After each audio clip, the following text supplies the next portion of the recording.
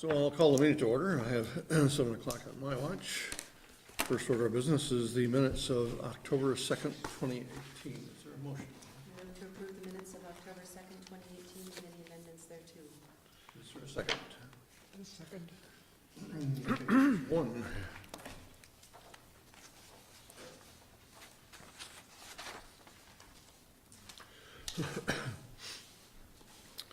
Page 2.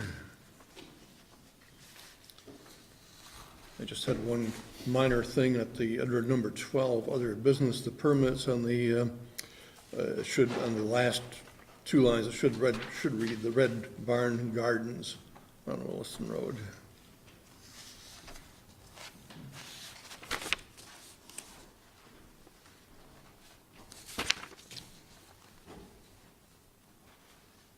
And page 3.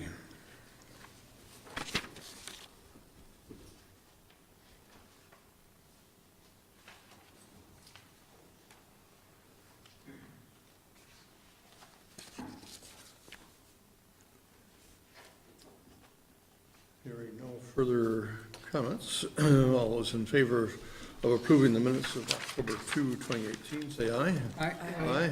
Any opposed? And no abstentions. This is time for public comment. Is there anyone in the audience who wishes to make any public comment on anything tonight? Yes, please, if you would just introduce yourself and tell us. I am here to introduce myself. Move it back, a little too loud.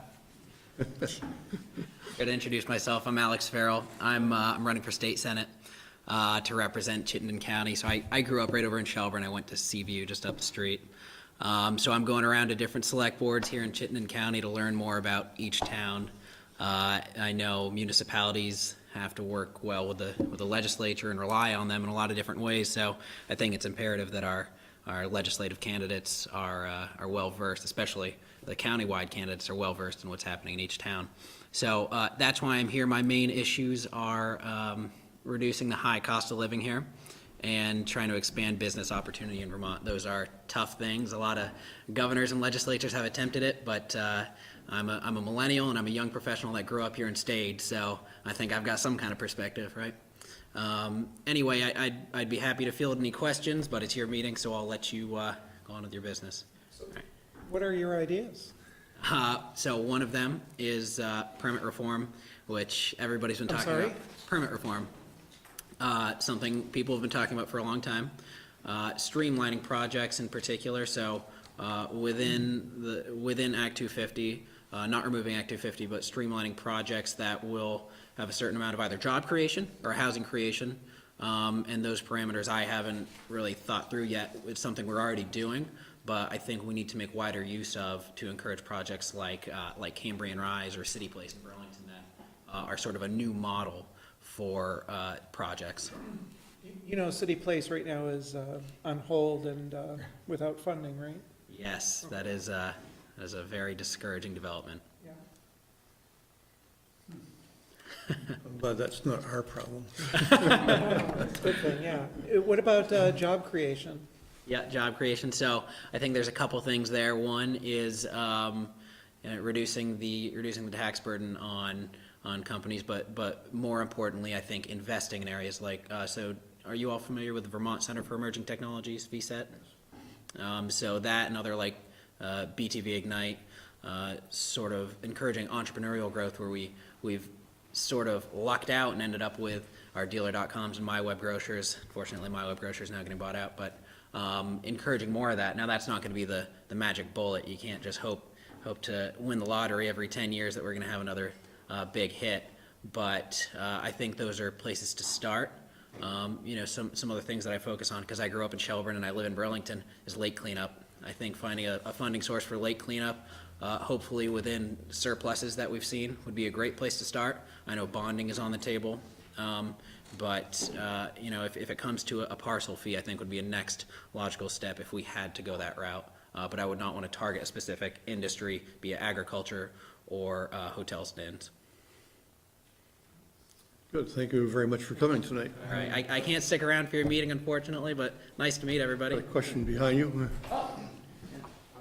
Last week, the IPCC issued a report on climate change, which have to deal with it from 2060 down to 2030. Yeah. I'd like to know what your plans are for dealing with this pending doom.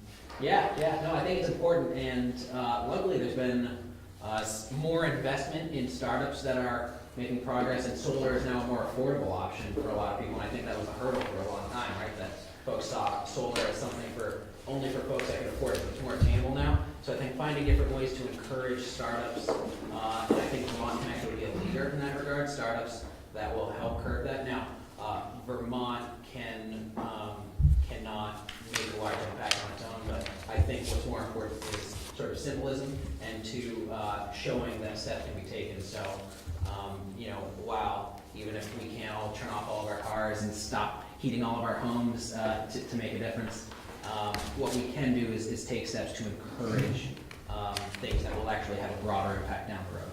So do you think the state has any role in policies which would move the off of fossil fuels into renewables?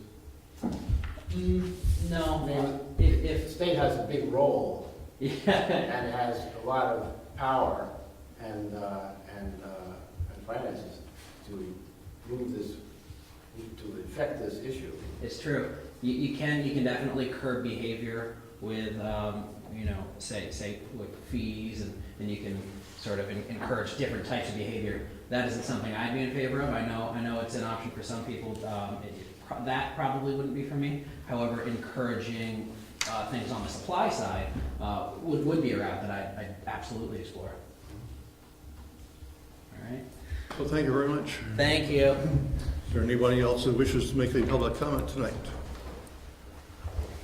If not, then we'll move on to the solid waste district report on compost facility plans with Sarah Reeves, our general manager of CSWD, and you must have somebody else with you who is. I do, thank you. So, as you said, my name is Sarah Reeves. I'm the Executive Director for Chittenden Solid Waste, and here with me is Dan Goosen. Dan is our Director of Compost Operations, so he runs Green Mountain Compost.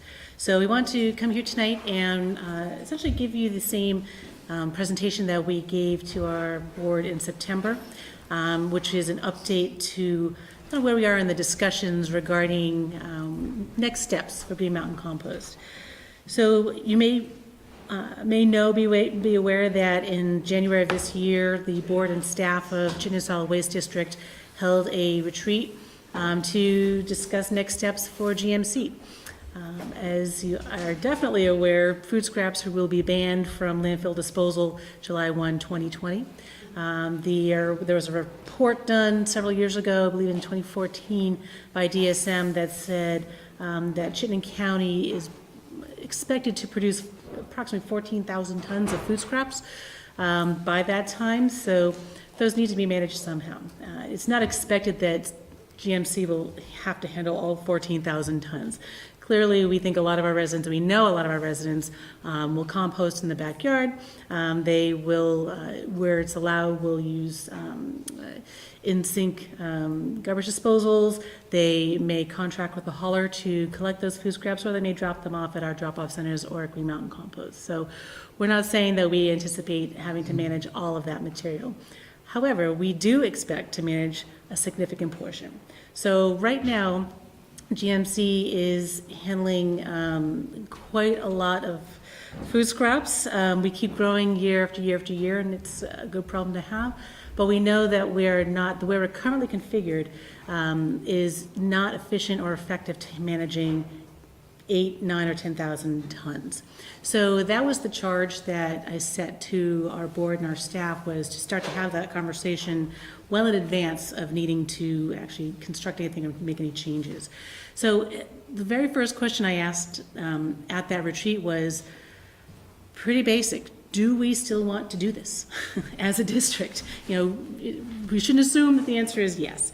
But we had a good debate about that, and what are the other options. We talked about that, and the board did decide yes, that they do feel that it is a policy, or should be a function of the district, to manage some portion of the food scraps and the organic material that is generated within Chittenden County.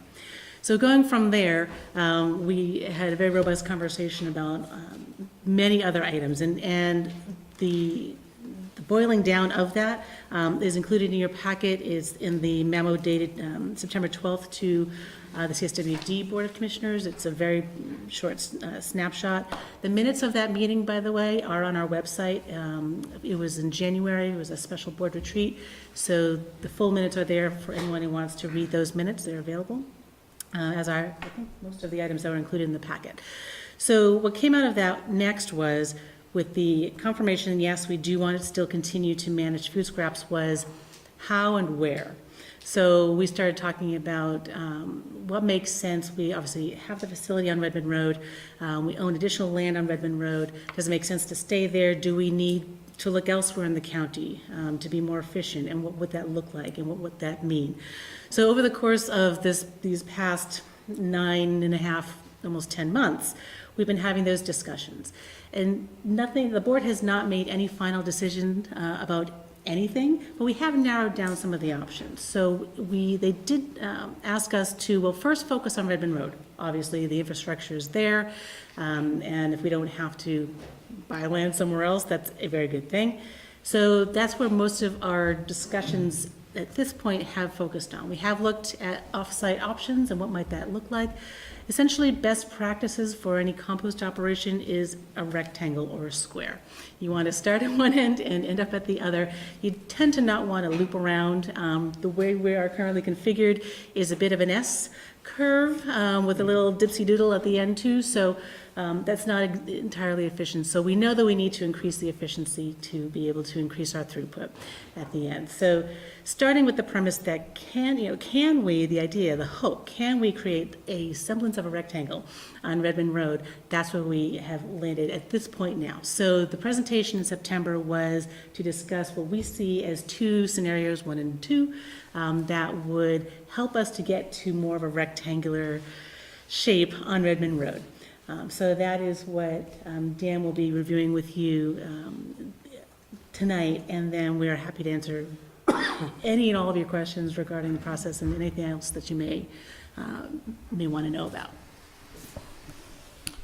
So, what you see up on the screen there, was sent in the packet as well, that is the current layout of Green Mountain Compost as it was built in 2010-11, opened up July of 2011. You're probably aware it was at the Intervale for a long time in Burlington prior to that. But this is how and where we've been functioning since then.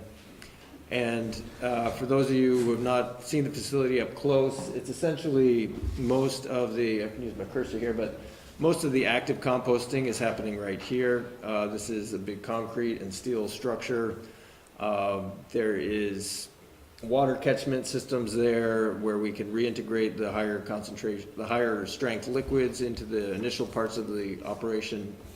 We compost it aerate it to keep the biology going and active for a number of weeks prior to then screening it, which is done over here. And then the screen material currently is aged in this area, which we call the curing field. So all told, the active areas here are between, depending on if you count driveways and all that, are between 8 and 13 acres approximately.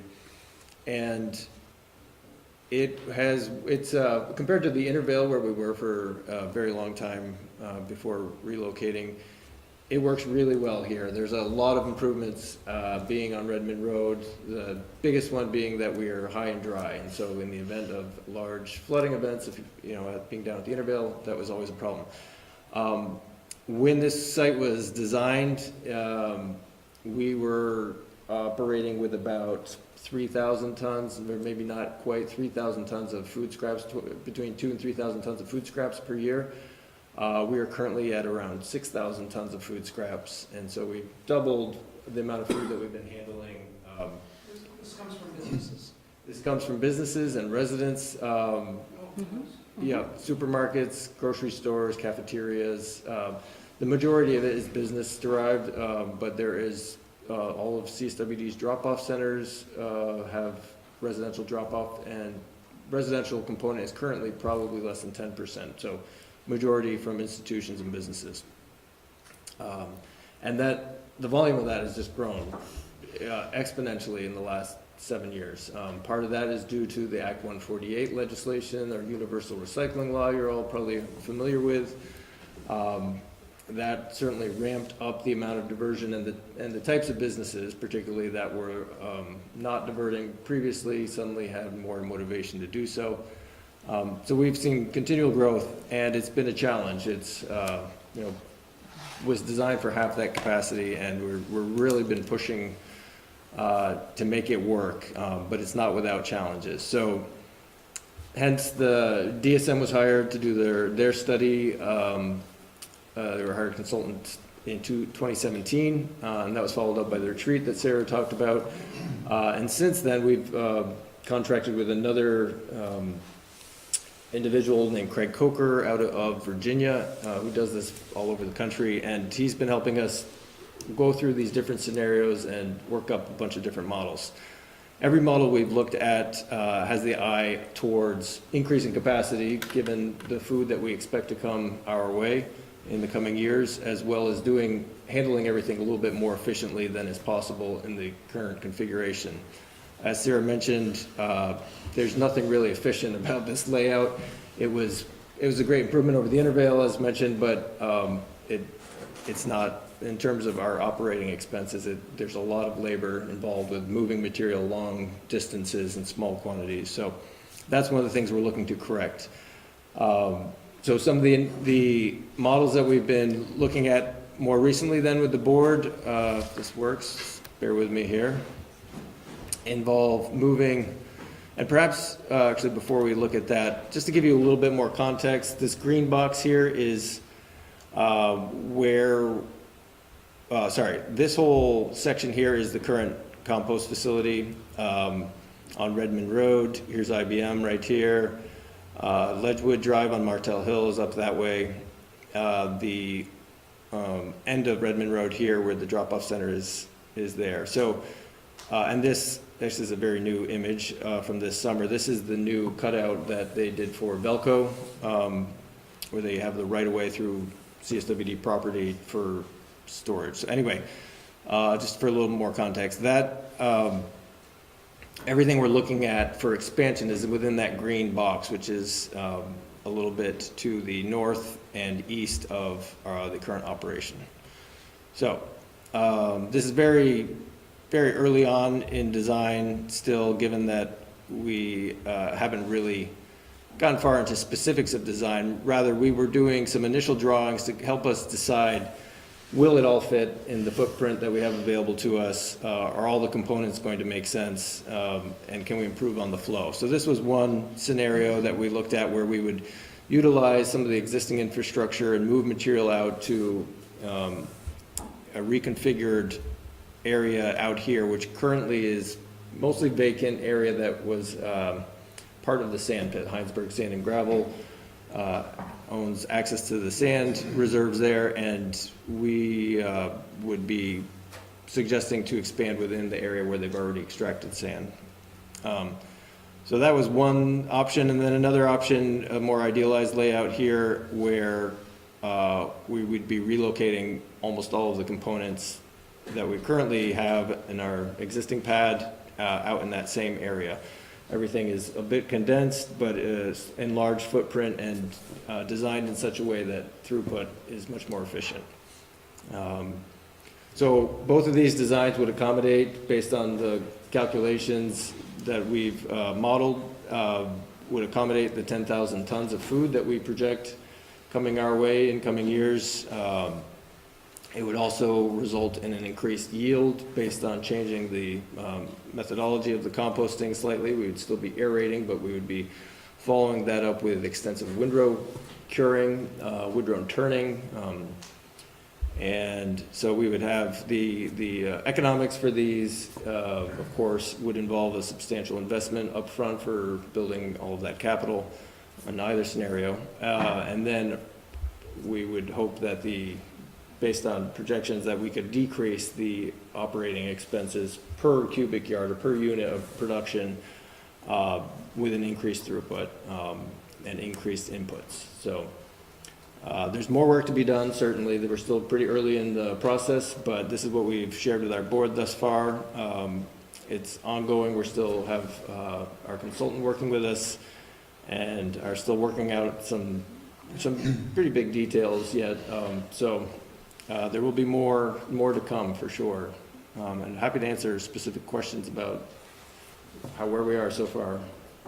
Good, thank you. So questions from the board regarding the proposals? So we have 6,000 tons now, and the increase is only to 10,000. Yes, and that's Surprising, I guess, if you're basically have almost no residential input today. So with all the residential input you were planning, and I guess I don't understand what that covers, it seems like, I guess, a small amount of increase. And is it worth it, or would a bigger facility somewhere be more efficient?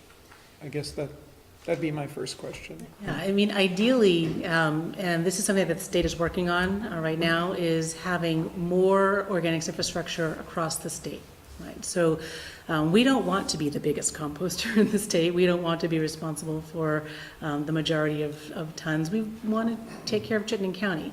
So what needs to happen there is there needs to be more infrastructure in the neighboring counties. Right now, we take a small amount from outside the district, but not much, and the goal is to make sure that we have enough capacity for what is generated within our own district. So it does seem like it's a small increase, but keep in mind too that once everyone is required to keep their scraps out of the landfill, out of their trash, they're going to find ways to take care of that they're not doing right now. And we did a survey last year, maybe it was earlier this year, asking people, what do you anticipate doing when this ban kicks in? And the respondents, over 50%, said they intend to compost in the backyard. So if you're looking at all of the scraps generated within the county, residentially, that's quite a lot that we're not going to see at all, right?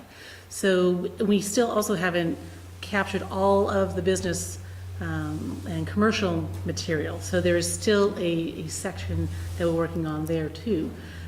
So we're making our way through that tonnage as well.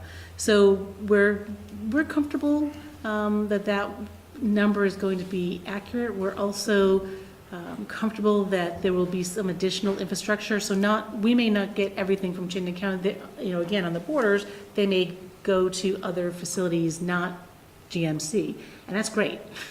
We want that to happen. We want there to be more availability, more access, not less. So the first thing, following up on Terry's question, is I've heard two numbers. I've heard 14,000 tons per year, and I've heard 8. So which one should I be focusing on?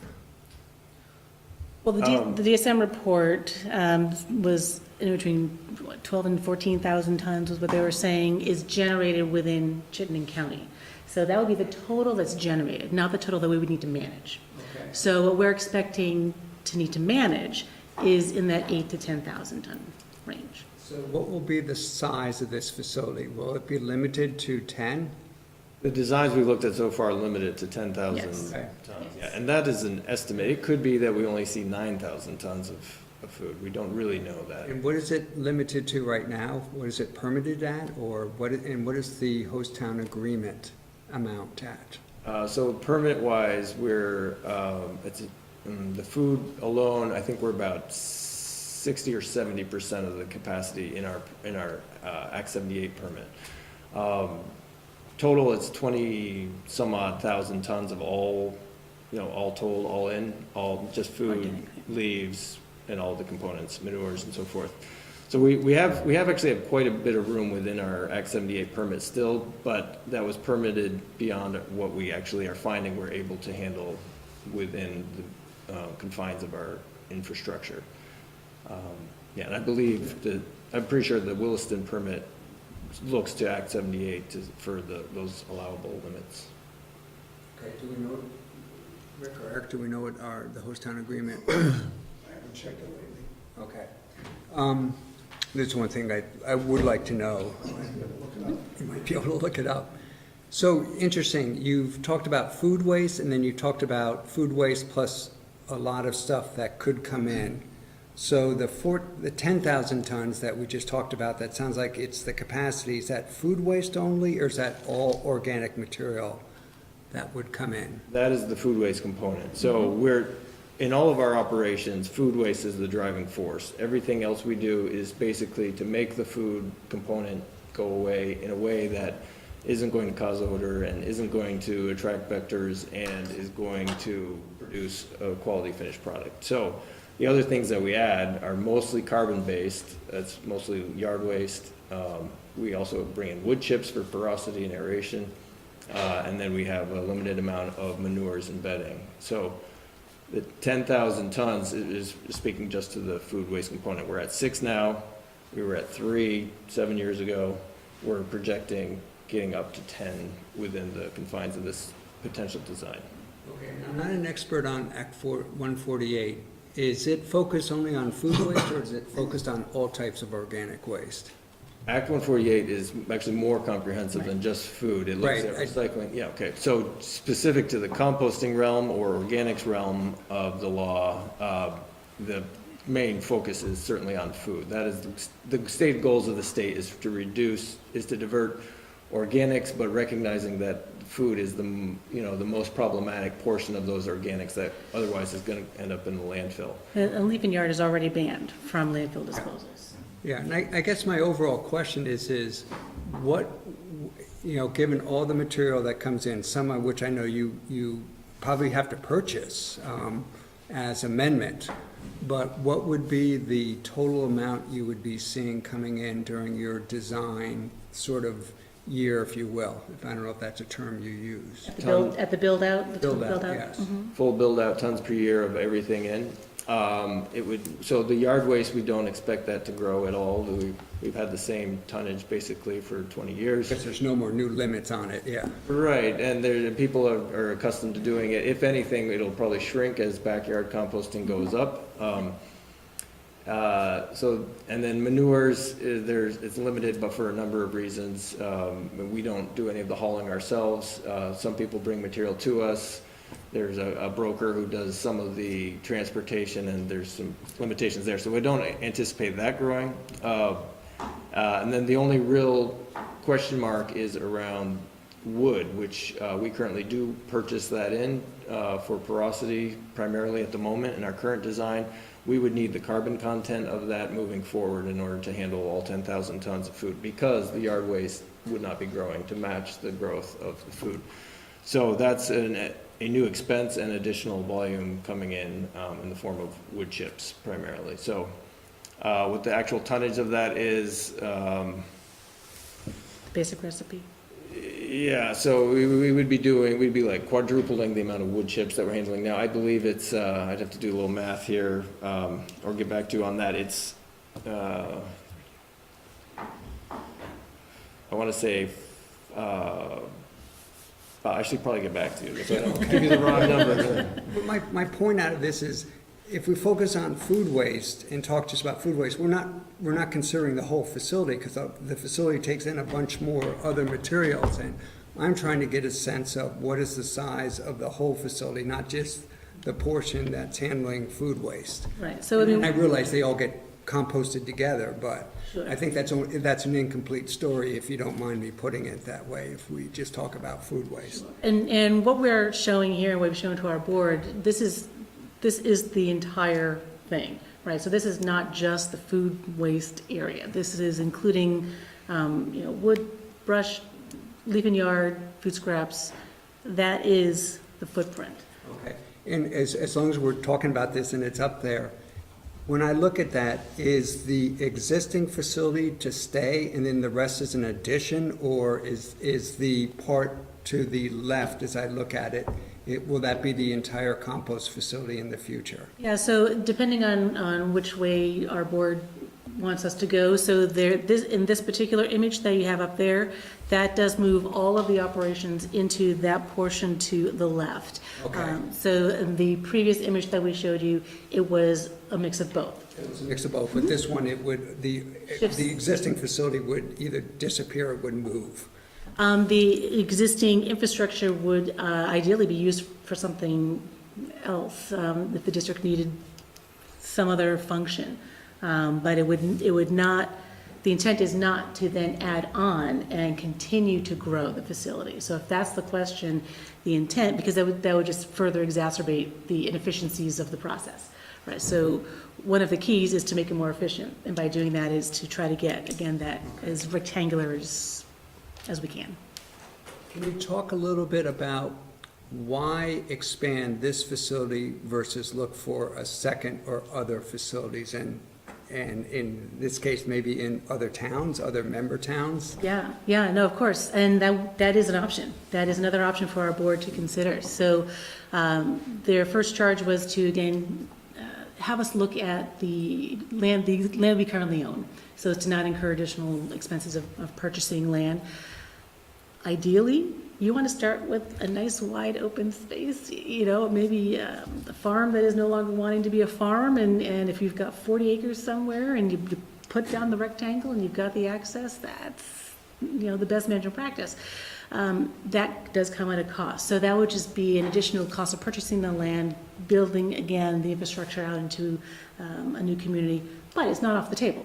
That is certainly an option that we have to look at. When we're looking at all of the options, starting new in another location, if it's available, is something we do need to look at. Okay. If I could, it sounds to me like that's a possibility, but because you presented two options, you're probably, I don't mean to put words in your mouth, but thinking it's the expanded facility is going to end up at the Redmond Road site. Well, this is just, like I said, we have not decided anything. Our board has not made a decision. So this is at the point where we are now. So at the point where we are now, we've narrowed it down to these two scenarios on Redmond Road. So what we next need to do is to look at what are the costs associated with, take a look at, where might some possible land be? Is there anything really available that is properly zoned and is accessible, et cetera, that is a nice wide open space, Okay. and then examine that as well, and then have the compare and contrast, and then go from there. Okay. Has the district settled on composting as the only way to take care of the organic waste, or are you looking at other technologies, and could those other technologies be cited on Redmond Road? Great question. So last year, Brian Wright, our engineer, did take a look at exactly that. He looked at, I think, 7 or 8 different digesting type of technologies. And the capital investment was huge. I think we were looking at anywhere between $10 and $12 million. And that was not necessarily even including a depackaging system. It was very, very costly. So we have looked at it. The board wanted us to continue to look at composting, with all the other benefits of compost, getting this material back into the soil and, improving the soil health in Vermont and et cetera. There are benefits, obviously, to digestion. There's energy production. So there are certainly pros and cons. If the costs are comparable, that would be a very difficult decision to make, I think. But at this point, the cost of digestion is roughly double, if not triple, what we're looking at for improved efficiency in composting. Before we go on, is there anyone here who's is here to talk about at the public hearing for the charter revisions? If not, then we will just postpone that for a few more minutes. Okay. Go ahead, but Rick, you had a response? Yeah, I had an answer to Jeff's question. I was able to look up our post-town agreement, and it does reference Act 78, and it also references a maximum amount of organic waste and organic feedstocks, and there's a limit of 24,000 wet tons per year. Okay. So we're nowhere near that compared to what we've talked about in Correct. all materials. Okay. All right. That's a big piece of information right there.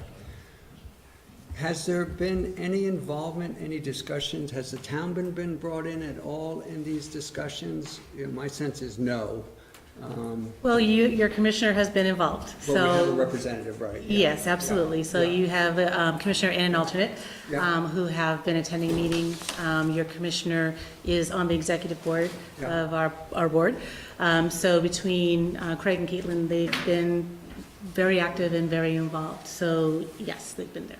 Okay, what will be the process from this point forward, and will the town be involved? Yeah, absolutely. So, and we've begun that conversation as well. So talking with the planning and zoning folks, and learning what we need to have, as far as permits from you all, and making sure that we have lined that up and know the timeline, know your timeline, you know our timeline.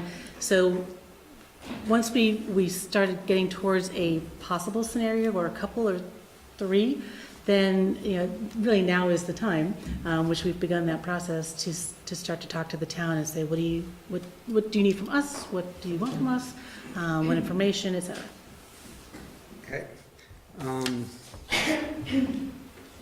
And my understanding is, this being a solid waste facility, you are not subject to all of the town's zoning and subdivision requirements. In fact, you're kind of exempted from, by statute, by a fair amount of them. Well, but we also are sensitive to the fact that you have zoning and permitting, and wanted to make sure that, that we're not using that as an excuse to not get permits. We want to do it right, so. Okay. Okay. I did want to pick up on one thing Craig brought up in his memo, and he talks about, well, I say Eric's memo, that talks about Craig's point, and the very last, do you have a copy of this by any chance? I don't. Okay. It's the feedback, the following feedback regarding CSWD's compost facility expansion is from Williston's Commissioner Craig Abrams. And the last one says, current proposal now puts new site in or near the sand pit. This is very positive, as this creates much less room for future landfill. And I'm wondering if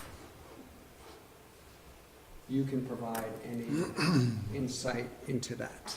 I think that maybe, again, I haven't seen the memo, so I don't know the exact wording. I trust your reading of it.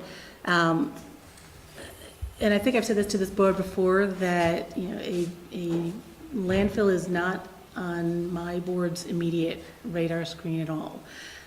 We do understand that the land that is Site 21, that we're talking about, is part of the solid waste use that we have for that land. It is possible that it could encroach on the necessary land needed for a landfill, but So if you don't mind, I'm not trying to put words in your mouth, but if I could repeat what I heard, just to make sure I got it right. Whatever expansion, if or whatever expansion happens to the compost facility, will not impact the district's future development of a landfill site that you're aware of. not that I'm currently aware of. I'm not entirely sure that there's enough land for what we would want to do anyway for a landfill. So I would have to have an engineering firm confirm or deny that. But from what I see right now, and again, if we're containing ourselves with compost to the existing already dug out area of the sand pit, that does leave room above and beyond and around if we want to build a landfill there. But that decision is I get it, very it's not far on the away. radar screen right now, but it was purchased as a landfill Correct. site, and that option is still there. It is still I there. expect to use it in the near future, Um, or even the midterm future. It's such a stretch. It doesn't appear anywhere in my capital plans for a very long time, if at all. If it appears that the need is arising, and again, permitting for these things, as you may know, takes many, many, many years, not just, oh, by the way, next year's capital plan, we're gonna start. No, that's not how these things work. So, if that need does arise, we would be involving the town in those conversations long before any decision would be made. And I would think that would need to be made in conjunction with the town. But, so that's the long answer to the short answer being, no, I don't see that this expansion impacting future needs. Yeah. And then the next question, I mean, I'm glad you're hearing it, is where Eric and Rick is, will the town take a look at the host town agreement and just make sure that the plans, at least as we know it, are consistent with that? Absolutely. Yeah. There's another element. I suspect the answer is yes. I mean, there's another element that I've already had conversation with Sarah about too, and that there was original agreement to transfer some land in town. And that's, Sarah and I have talked about that as well, and there's no great rush on that, but Yeah. that's still part of the host town agreement. That's right. That's it for me. So, I have a quick, Okay. just a quick Yep. follow-up. So the costs on the page showing the cost per yard and the tonnage, the current costs are $43 per cubic yard to process. That's really expensive. Do we sell this Yes, stuff? it is. Oh, we do sell the stuff, we do. How much do we get per yard for sale? Well, I'm gonna let Dan jump in here, but I mean, in keeping in mind, that is the cubic yard for compost, and we don't just sell compost, but we have many other products. Yeah, when those numbers were developed, and I should note that these numbers are from the best that we had when we were preparing the September board packet, and they need to be modified. We haven't completed the next round yet, but the $43 is our approximation on what the current cost for just making compost, not selling compost or packaging compost or blending it, is the $43. And in all of our prior comparisons, when we were looking at other facility options, we used that as the baseline, said, okay, this is what it's costing us now, how do these other options compare? So we currently sell our compost for a blended average of about actually $43 per cubic yard, $44 per cubic yard. However, we have a lot of expenses that aren't just making compost, and so the operation is currently subsidized, and all projections are that it would continue to be subsidized by the district. I was just wondering about where are the costs are borne for the current composting operation through subsidies somewhere? Yeah. And you're looking to, I heard the future, you were looking to push that onto, is it homeowners, residential, or no? No? Oh, For recyclables, you're gonna start charging for recyclables is But what, Not necessarily. The state says we can. They passed a bill to say that we can Okay. charge for when you recyclables. presented the budget, I thought we were, yeah. yes, because I remember I was very hesitant to feel I can agree with the budget because of that exact reason, is a shift in how recyclables would be, would there be a charge for recyclable materials at places like the drop-off center? So the option would be similar to, so basically what we do now is we bundle the charge, right? So just like a hauler will bundle the charge. If you bring in your trash and your recycling and your food scraps, it's essentially one price. What we used to do was if you only brought in recycling, you would be charged because the trash fee would essentially subsidize all of the other operations. If you brought everything in together, it was considered a bundled fee. We can charge for recycling. We have not implemented that at the drop-off centers. getting off of the subject for tonight, And I'm happy to come back and talk Okay. another time about anything that you'd like. so I'm sure we'll be hearing more from Sarah and from Craig regarding the progress that's made on the proposals, so. And I'd like to come back more regularly if that's okay and give more routine updates, particularly as we're getting closer to different options. So thank you very much, and we'll move Appreciate your on time. to the public hearing on the proposed charter revisions. And under the, the warning for that is that under the authority of 17 VSA Section 2645, Williston Selectboard will hold a public hearing to receive public comment on the proposed amendments to the Williston Town Charter. Hearing will be held on Tuesday, October 16th at 7:30 PM at the Town Hall Meeting Room. This is the first of two public hearings required under state law before the amendments can be considered by Australian ballot at town meeting. So I'll open the public hearing and ask Eric to just briefly go over the things that we're considering. Sure. So this will just be a recap from what the board saw in July when it moved forward to start this process. So I'm looking at a memo that Rick gave out in July just to hit the main points, the charter revision as proposed. In section 14A3, it's on page 6, a proposal to change the position of treasurer from elected to appointed. In section 14C2, it's on page 9. Addition to provide for the appointment of the town clerk's position, but only if the town so votes separately from any vote on the charter. This would reflect a change in the 2017 that the legislature passed to allow for towns to vote to have the position of town clerk appointed. Section 14C3, also a provision of state law added in 2003 to allow municipalities to eliminate the office of lister. This proposed change provides the option that would require the town to vote separate from the charter change vote at a duly warned town meeting to eliminate the office of lister. Section 14C5, proposal to eliminate the position of town constable as an elected position. If approved, this change would give the select board the flexibility to decide if the position should be filled and by whom appointment. Section 15A1, this paragraph's added to specifically permit the board to create appointed positions that are not specifically referenced in the charter. And section 15B1B, this will eliminate the requirement for the select board to appoint a pound keeper. Section 15B1D, this would be the position of town service officer would no longer be required if this change is approved. This doesn't prevent the board from appointing someone to the position. The rest are changes mainly correlating with the major changes I described here. So is a comment from the public at this public hearing on the proposed charter revisions? Seeing no hands raised, a motion to close.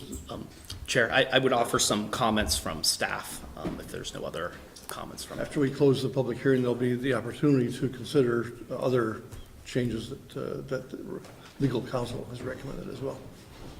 So a motion to close the public hearing would be in order at this point. I move to close the public hearing on proposed town charter revisions. Is there a second? Second. Is there any discussion on the motion? All those in favor of the motion to close public hearing, say aye. Aye. Any opposed? So then we'll move on to the part that we talked about with possible changes to proposed revisions, and this is where staff will give us information. Yeah, we ran this by Attorney Paul Gillies, who helped when the charter was put together to get a final legal look at this, and he had a couple suggestions for additions here. First would be to add new section 15B4C to address the quorum requirement of the Board of Abatement of Taxes with added clarity. And this is, I'm looking at the memo that the board was provided tonight. And then the second piece is in section 16H2A4, a lot of sections of the charter here. This would add clarity to the authority of the town manager if the town clerk position became appointed instead of elected after a public vote. This would be inserting the language after direct supervision of the town clerk, adding if elected in statutory duties except as otherwise provided by this charter. And then finally, looking at section 16H3J, inserting this clause. So this is looking at, try to make sure I try to explain this clearly. In section 14C2AD on page 9, this would be consistent that the clerk is appointed by the manager with consent of the select board, if the voters decided to vote that way to have the position as appointed. So this is under the duties of town manager in this section to make it consistent that the town manager would have the authority to appoint the town clerk and assistant town clerk if the voters so authorize the appointment of positions. Hope that's clear. I know it's a lot of pieces of language here, so I'm happy to take questions. Good legal language. So are there questions regarding the proposals from Mr. Gillis? Just a couple, make sure I'm clear. It sounds like the charter will require the town treasurer to be appointed, and then it's up to the town to choose whether the town clerk is appointed or elected. Yes. So that's a choice that's down the road. And the other question is with the assistant clerk, it makes mention of assistant clerk, but there's no requirement that the town move ahead with an assistant clerk position. It's only that it sort of allows it, I guess maybe is the right word. I want to make sure as we're moving forward, we're not creating a position and just don't realize it. We have an assistant town clerk position now. We already do. Yes. Okay, Sarah well, Mason. there's the first, Actually, the first Jennifer aspect. Munson is, That's right. yeah, Okay. Sarah Mason's assistant treasurer. Okay, all right, so it's a position that's already in the town. Yes. Learn something new every day. Okay, and I think that was pretty much it. The same thing with the listers, though. The town could continue with the listers as elected versus appointed. And assuming this charter is approved and goes to the legislature and everything and is approved, the listers, the office of listers will still exist, the board of listers. It would take a separate vote entirely at town meeting to Okay. that second change. Yeah, okay, okay. So can you remind us why we're adding the town clerk to the charter, the ability to vote for it? Or appoint the town clerk instead of vote? Why are we adding the option when the select board basically agreed, and as well as our current town clerk, that we didn't think that was the right direction to go?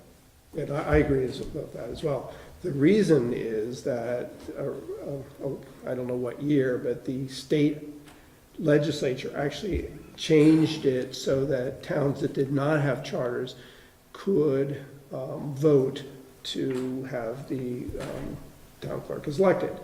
And so all we're trying to do is give our town the same ability as any other community has that doesn't have a charter. We're not recommending that change actually be made at this point in time, however.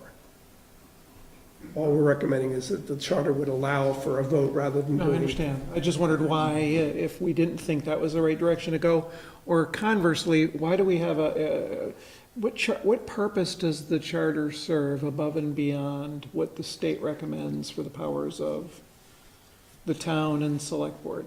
It allows the town to do things in limited situations differently than the rest of the state law.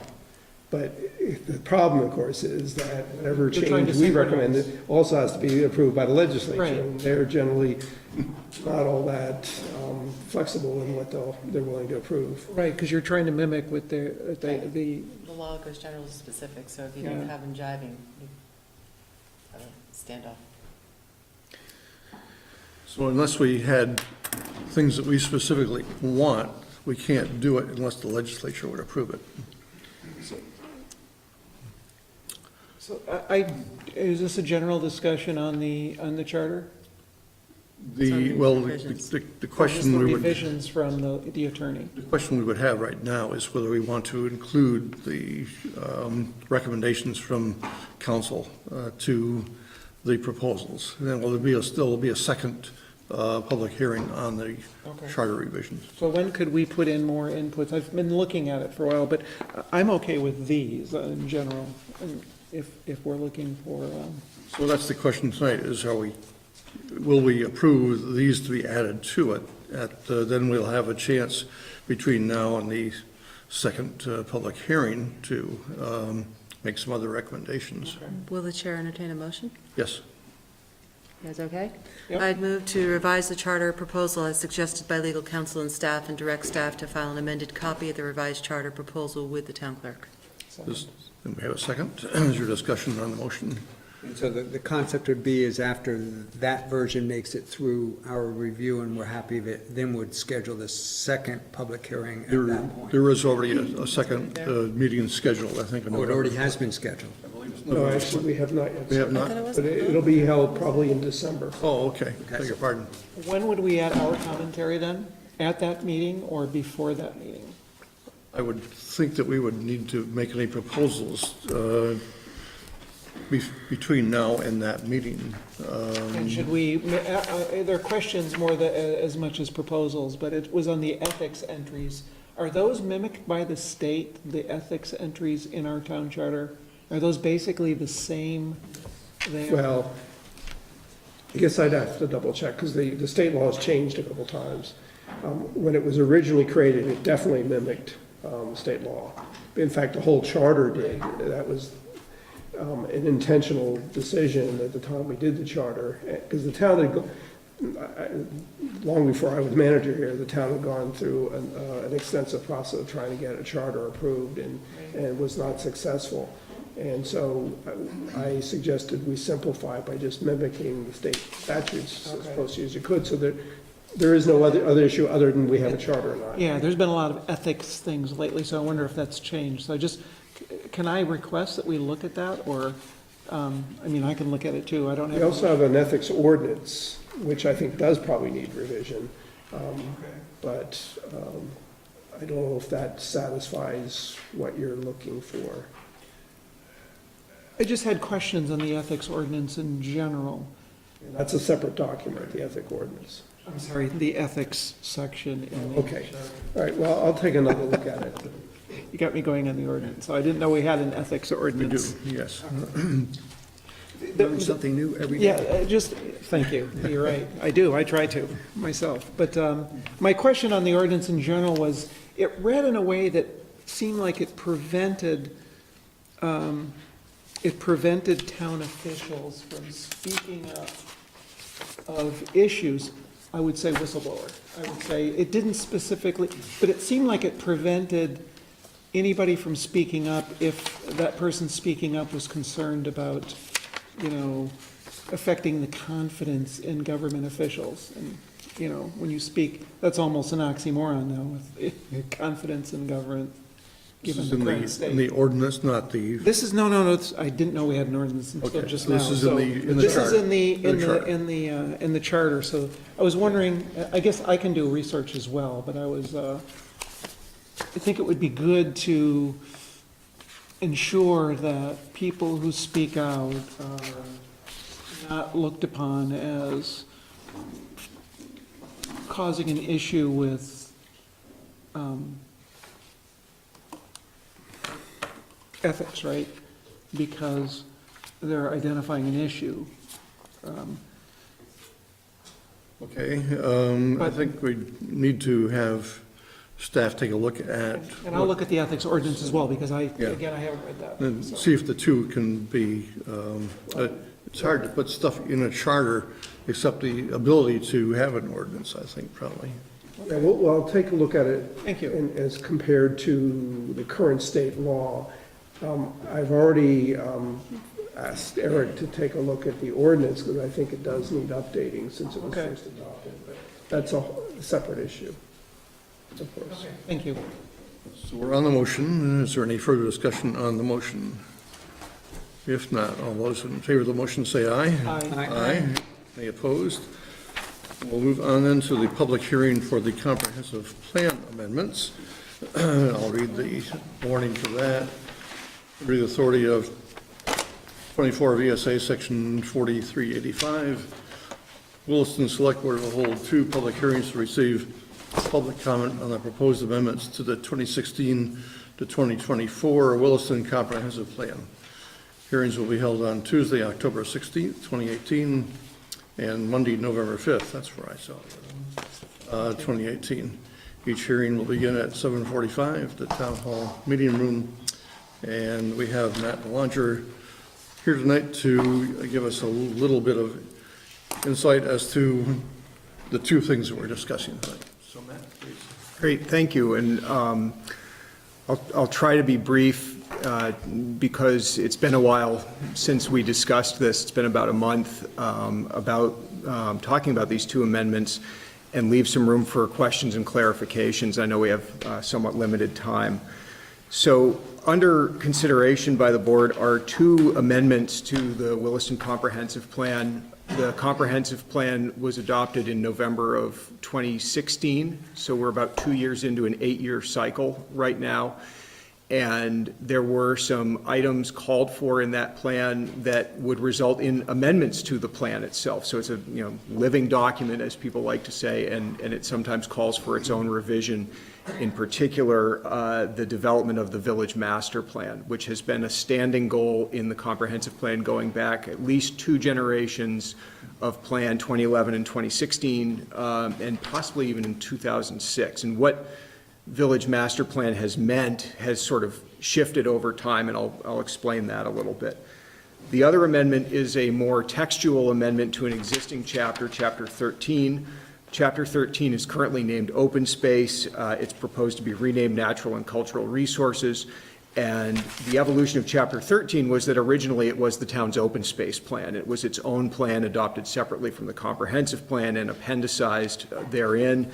It became eventually a chapter of the plan and more fully integrated, and has since evolved and is proposed to evolve a little bit further into covering some cultural resources as well as the natural resources it already discusses, and in particular archaeological resources.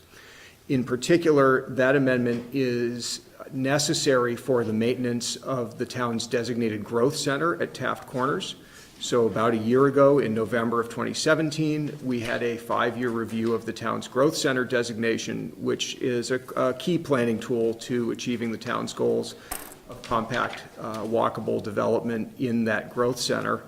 One of the deficiencies that the downtown board found in our growth center designation was that our town plan didn't really say anything about protecting archaeological resources, and that's a criteria that needed to be met.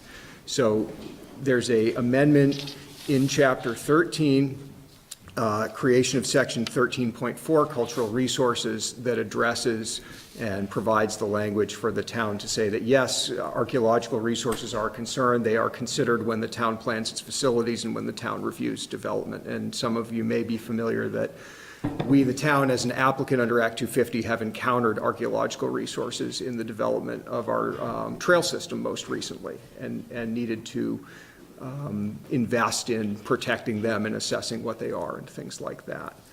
This was also, in Chapter 13, a really good opportunity to take a look at our natural resource protection as our bylaw currently administers it and call for some refinement there. The Select Board adopted changes to the town's bylaws about 4 years ago in April of 2014 that added protection of quote-unquote conservation areas, including wildlife habitat and wildlife travel corridor areas, which are mapped in a very, very extensive way. And so we've had about 4 years worth now of reviewing rural subdivisions where those resources were almost inevitably identified and then sort of addressed in a kind of general way by the applicant, and often didn't really result in a whole lot of modification to the developments that were proposed. So having had that experience, the comp plan amendment would call for a re-examination of those wildlife habitat protection rules in particular, and saying let's try to focus what we're identifying on the map to the really critical stuff, and then possibly apply a little more stringent criteria when we do find ourselves dealing with a development that interacts with those resources. So tighten the map up and make the rules a little more stringent, as opposed to what staff is perceiving as kind of an overbroad map. And rules that don't really have a whole lot of impact on what gets built. So that's sort of the nickel tour of the Chapter 13 amendments. And if somebody sees something in there that I've glossed over, I know I have, and I'm happy to answer questions on that. But I do want to give you some time on the village master plan as well. So Williston has had a village master plan in the past. In the past, village master plans have been aspirational documents that talked a lot about the way in which the village would develop, and that the village would develop with a grid of streets extending out from Williston Road, extending into what's now the Central School and Recreation Fields properties, and into what's known as the Lions property here behind Town Hall. things have happened since the 1990s when those master plans were created and adopted. Central School has grown, the recreational facilities have grown, development has occurred that has more or less precluded the creation of that grid of streets on that side of the road.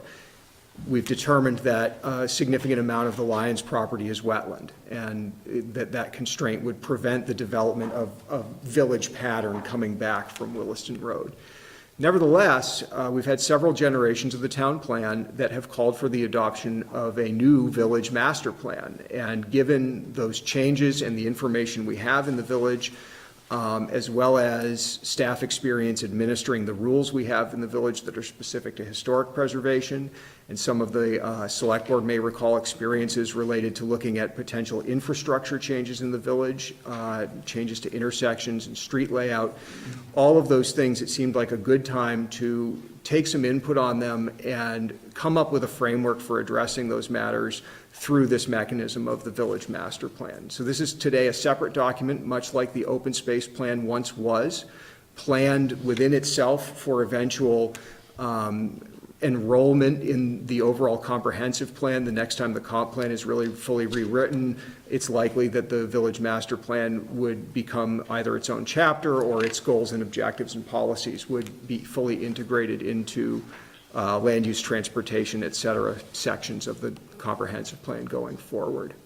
So the village master plan, we started a public process back in spring of 2016, and that's documented within the plan itself.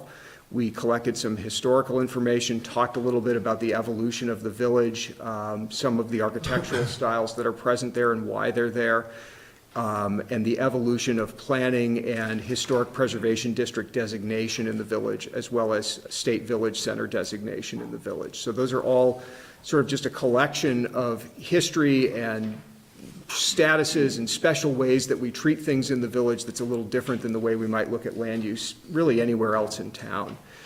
Then, based on the public input that we took and the history and our understanding of how the town is related to the village in the past, the plan goes into 3 chapters around 3 sort of action areas, and we're talking about actions related to what we do about the way we handle land use in the village, the way we handle people who want to change historic buildings, people who want to add to them, take them down, build new things next to them, all of those sorts of things, add uses to them that are non-residential because it is a mixed-use district. So we have a whole chapter that lays out things about land use in the village that need to be addressed, need to be further discussed, need to find their way into amendments to the town's bylaws eventually. And some of that was already in the comprehensive plan. We already have some existing policies and objectives that say, hey, take a look at the way you're doing land use in the village. It's time to revisit some of this. And in fact, we've, in the last month or so, turned the Historical and Architectural Advisory Committee loose on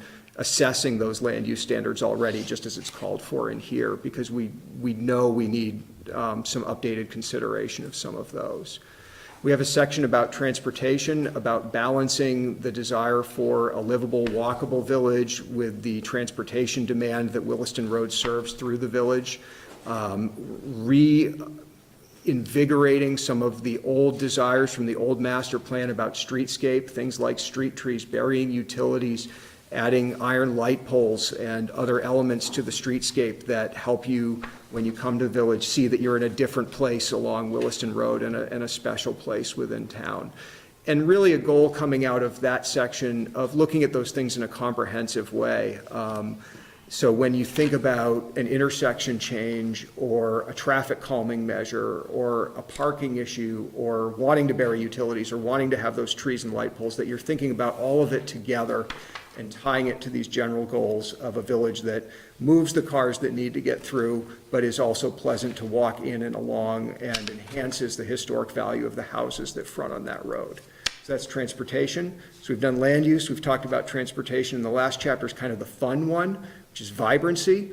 There's a recognition in this plan that the village is a really attractive, really pleasant place to be, to visit, to live in, to interact with. The town has festivals here. The town has its civic core, plays a major role in the protection and preservation of historic buildings by having its offices in the buildings it has them in. and that those things combined with the mixed-use nature of the village means it is and can continue to be more so a vibrant place that continues to be another center of activity in town, a different center of activity than what we're trying to accomplish in the growth center, where there's opportunities for higher density living, for shopping at a scale that, the town has generally said it doesn't want to see in the village, but that we can do something else here by looking at those standards for mixed use and looking at programming and really something that kind of dips the toe in the water of economic development, that when we have commercial buildings that are historic, that are in a designated village center as we do, the owners of those buildings can access some tax incentives to upgrade, fix up those buildings, keep them viable. And this plan calls for the town to begin to assess how it can be involved in that. So that's a very quick overview of the village.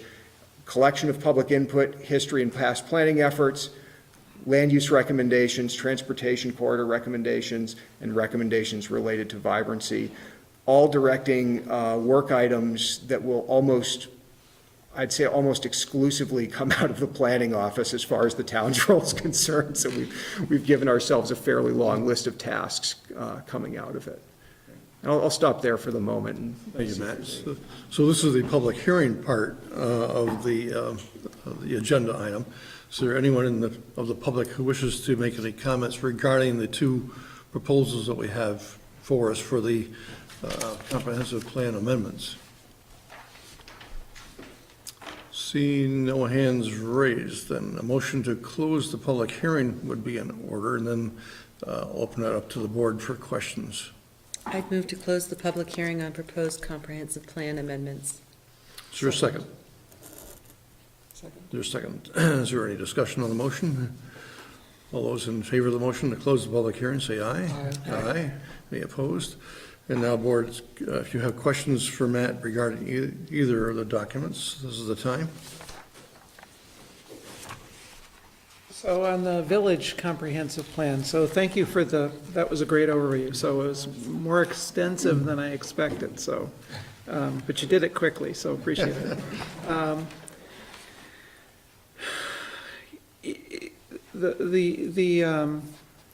The improvements in the village center, you're talking about parking lots or businesses. You mentioned some things about demolition if people don't keep their properties up to snuff. And funding for, to help people keep, I guess, funding sources. Are those sources being made available to people today? So the tax benefits of being in a village center are available to people today. I don't believe they're widely well understood. Most of the publicity of those is going to come out of the state's downtown program as opposed to coming from the town today. I mean, I certainly talk them up whenever I talk to anybody who I think might have a commercial use going in the village, say, there's these programs and I can at least link you to the person at the state who administers them. But some things the town hasn't really done yet that we could do would be to assess just how many properties are there where those incentives might be available. We could publicize them more locally. We could do mail outs. We could do more outreach around those things. Those are some of the ideas there. Okay. And do we know, I mean, maybe you just answered this, but there's a lot of good thought in here, but how much room do we really have to do the things? Because the village seems pretty packed. I don't know. So in terms of adding uses to the village or intensity? You talk in here a little bit about additional commercial spaces, whether it be restaurants. It seems like we've had our try at a few of those, or at least a couple of them over the years, and they've kind of gone out of business, and I don't know if that's certainly not lack of traffic, right? We have plenty of traffic, but do we understand why that's happened? So I guess that would be one of the things I'd want the planning commission to get feedback on, or why have these couple of places, buildings that we've used for these things, come and gone or failed? I don't know if they've really failed, or I actually don't know the reason they've left. Yeah, I think we've had a mix that's kind of come and gone. the restaurant example, there's so many reasons that restaurants end up not continuing. And at least two of the restaurant concepts across the street from Town Hall here were things that were definitely not related to constraints that our land use rules put on Or those location, I things. mean, just, No, is it a this location? I can tell you, Do you know? yeah, I do know. It had nothing to do with the town, Okay. any restraints or anything else. It had to do with poor business practices. Oh, okay. I mean, it's not the number one location. Well, I mean, it was great for No. residents. It was, I mean, you'd love to see something work there, and both, I had the privilege of speaking with both owners, so it had nothing to do with town constraints. And I think there's other people that would love to get in and make that go again. It's a business practice thing. It seems, you know, besides the school things and the things in the town square, I guess you'd call it, where the statue is, that's a great area for those kinds of get-togethers, but there isn't much, I don't know, there isn't a lot other than that, and there's school activities, you know, if you have kids in school still. But besides that, there isn't a lot to draw you down to the village center anymore, is there? Well, right, and so one of the comments. Unless one of these things takes off, Right. I heard over and over from people, vibrancy there maybe. used to be 3 places in the village you could get a creamy. Yes, right. Over and over again, I would hear Yes. this. And, you know, it's kind of funny, but that's a really great example of, I live in Williston, I just got home, it's Thursday or Friday afternoon, I'm feeling like getting out of the house. I don't really feel like going down into the intensity of Taft Corners. I just came from there, or I just came through there on my way home from work. I've been at, my sister lives in Williston, and I've been at her house before, and we said, well, we need to go get something. Do you think the corner Quick Stop has it? Because I'm up on Sunset Hill and I don't feel like going all the way into town. That says, those few anecdotal things say to me, there is some demand for the village to be used in that way, and that if people had some reasons to use it in that way, more than there even are today, you get a little more of that vibrancy, you get a few more businesses that might feel viable. And I think on the question of scale and capacity and demand, it's all a question of size. And it's you could have a creamy window in a fairly small space. We talk about pop-up demonstrations as they relate to traffic calming or transportation infrastructure, but you can also pop up businesses. The planning world is really excited right now about things like, well, we want to see if a restaurant would work in this spot, so we'll put a food truck there 2 nights a week and see if people will come. And there are ways to identify locations that will work for that, and ways on our side to look at the permitting to make sure that it's something somebody can react to. Right now, if somebody wants a food truck in Village, they go through site plan review. So that's 12 weeks. That's the DRB review cycle. You might look at the Village and say, in a couple of pilot locations, we want to streamline the permitting for something like that because it's worth trying out. Those are some of the things we might end up looking at. By the way, Creamies at Adams, but it's not I don't think that's part of the village, right? It's not part of what was mapped for this Right, plan. right. It's close. Yeah, it is. Okay, and the only other comment, it's a small one, was on street lamps, and I have to admit, I mean, I walk by there all the time. Do we have street lamps on the main street now? We have them at intersections. There may be a few at major driveways along the town hall as well. But not sort of that You're regular. talking about the old fashioned, I would Yeah. just say, whatever we do, we should do things in a manner that, well, historic, but reduces light pollution, reduces. Absolutely. Because we do enjoy nice dark skies in Williston, so, so far, I mean, probably not at Taft's Corners, but in much of Williston, so. Yeah, and street lighting like that, it wouldn't be replicating anything that was ever here before. Sure. It wouldn't be returning something to a historic state, but it's generally understood as a way of signaling that you're in a different part of town. You'll see other places, if you've been through, Danville on Route 2, you'll see street and sidewalk improvements that came with lamps and furniture, and it tends to slow you down because there's some texture there along the road now. Anything else for Matt tonight? I think kind of similar to what Terry was exploring is, I always have this difficulty between reading, something like this, and it reads great, but the implementation of it is just so difficult, sometimes because of the constraints that are out there, like Route 2 is a major corridor. We aren't going to change that. We probably have limited ability to change that. Williston, the village, is rather limited in terms of the population that's nearby. We can't change that. In fact, we don't want to change that because we talked about the density should happen in other parts of the town.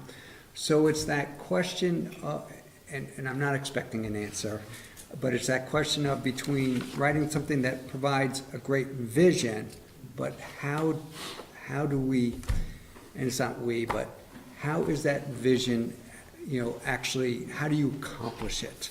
And I mean, I realize you mentioned some mechanisms that are out there,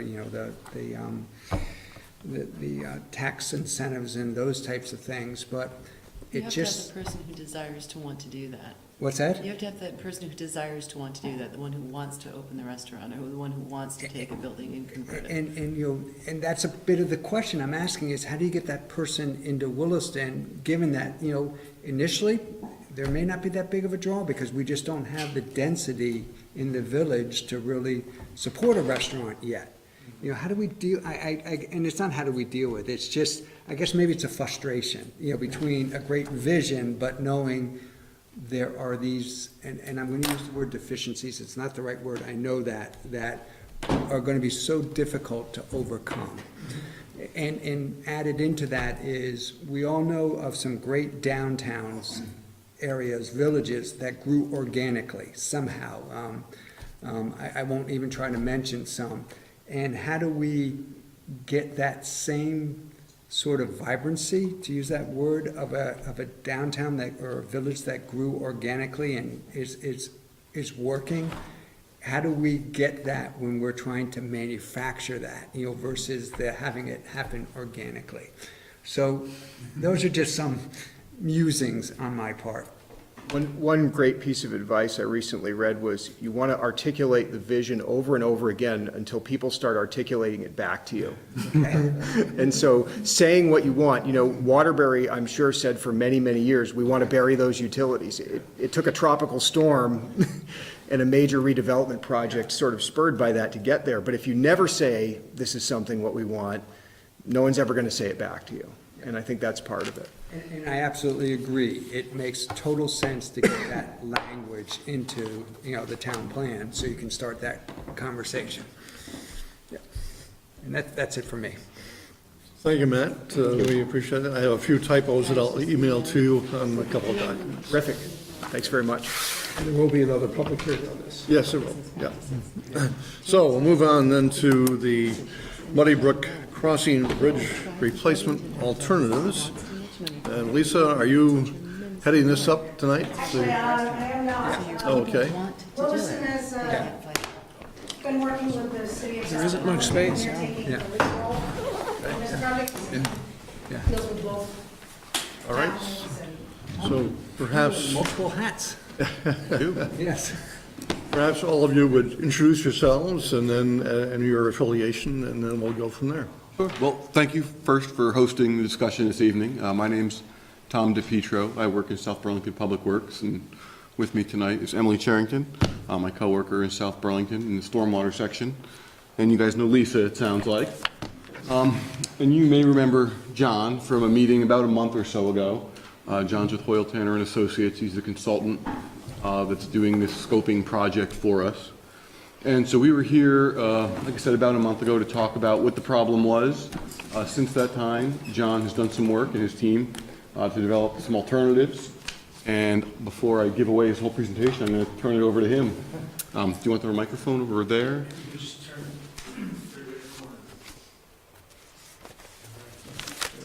Got about 3 minutes left, so I'll go really quickly here. We're our usual 20 to 30 minutes late on some things, so yes, go ahead. All right, good. All right, well, we'll go through the slides pretty quickly so we have time for questions and answers and get into the alternatives. Quick background, so as Tom introduced, with Hoyle Tanner, and this is a joint project for the city of South Burlington and the town of Williston, with funding being provided by V-Trans. Our project location, you can see here, oh, you don't see my mouse. You can see in the center of the screen there is, it's at Muddy Brook, where Kimball Ave and Marshall Ave meet, at the border of Williston and South Burlington. So we were here back in June, and that was the local concerns meeting portion of the project, where we collected feedback, heard from you all. Hopefully, I know there's some familiar faces back in the crowd here today. And in that time, we developed the purpose and need statement and developed alternatives that we're going to present here today. We can come back to any of these slides later on. I'm going to go. The existing culvert is a 15-foot diameter metal pipe that was installed in 1970 with heavy corrosion that caused the pipe buckling and eventual failure, with a temporary bridge put back in there in August of 2017. So we measured the bank full width of the Muddy Brook to be approximately 32 feet, and the depth from the road down to the stream bed is about 30 feet. So it's a pretty deep crossing for a small crossing culvert structure. It's a Class 2 highway. It's a major collector under the federal aid highway system. It's posted speeds on Kimball Avenue, 40 miles per hour, and on Marshall Ave here in Williston at 30 miles per hour. So the bicycle and pedestrian facilities, we have a sidewalk that ends on the north side of Kimball Avenue, just west of the project, and a 10-foot shared use path that continues along the south side of Kimball Avenue through South Burlington, with nothing getting across here. And this was what was really identified in these previous studies. In the 2006 shared use path study, with the 2010 update, is that there is a goal for connectivity here between the town of Williston, city of South Burlington infrastructure, with a barrier being Muddy Brook. So hopefully, as we look through the alternatives, that's one of the things we kept in mind. So this is it. This was the purpose and need statement, really abbreviated. We have a much longer, wordier version that will be in the scoping study. So it's the ultimate goal, the replacement of a failed culvert and temporary bridge with a permanent crossing for the Kimball Marshall Avenue roadway. Solutions and treatments that improve the water quality of Muddy Brook, minimizing the resource impacts, providing safe facilities for all users across Muddy Brook, including bicycles and pedestrians, as well as vehicles, and then improving connectivity between the existing and proposed bike and ped facilities in Williston and South Burlington. So this is from our hydraulic analysis, and what we're looking here is the existing and proposed from the 50-year storm event. So when we take the crossing at 15-foot diameter pipe and we widen it out to a 32, 34-foot structure, this is what happens. And what you can see here in the green and the reds is on the velocity profile on the side, the reds indicating higher velocities, which means the stream is being contracted and it's pushing out kind of like a pipe flow. It's really gushing out of there. You can see that red on the existing at the outlet there. And with our proposed structure, we were able to remove a lot of the downstream issues. But there's a backwater that's happening with the darker blues on the existing, which is because of the smaller pipe size. That means we have slower velocities upstream. We have to open it up in order to, with any replacement, that's what's required to be, the minimum of 32 feet. So what you will see is that lower water elevations, but slightly increased velocities on the upstream side. And that's just something we want to keep in mind, because we want to make sure that the embankments get the proper tow protection in their final designs for the upstream in that influenced area. That's a cool video. I just wanted to put in there. So this is a particle trace. So it means like you drop a whole bunch of ping pong balls into the Muddy Brook, and it shows you how the currents are moving, and it shows you just upstream. It's on the south side of Kimball Marshall Ave. You have a tributary area there, and a little spot where water collects right before it comes back through and moves along its way. Yeah. This is structure elevation. I think what you'll see with any real alternative here, what we found was, the buried alternatives. I'll get to in a second. Is the preferred alternative a buried structure? It's so deep, so that there's a lot of fill on top of it. And this is just giving you a kind of a visual indication of what we might see here when we're looking either upstream or downstream, right at the face of the structure, with some stone treatment along the bottom. It's an open bottom structure in all cases.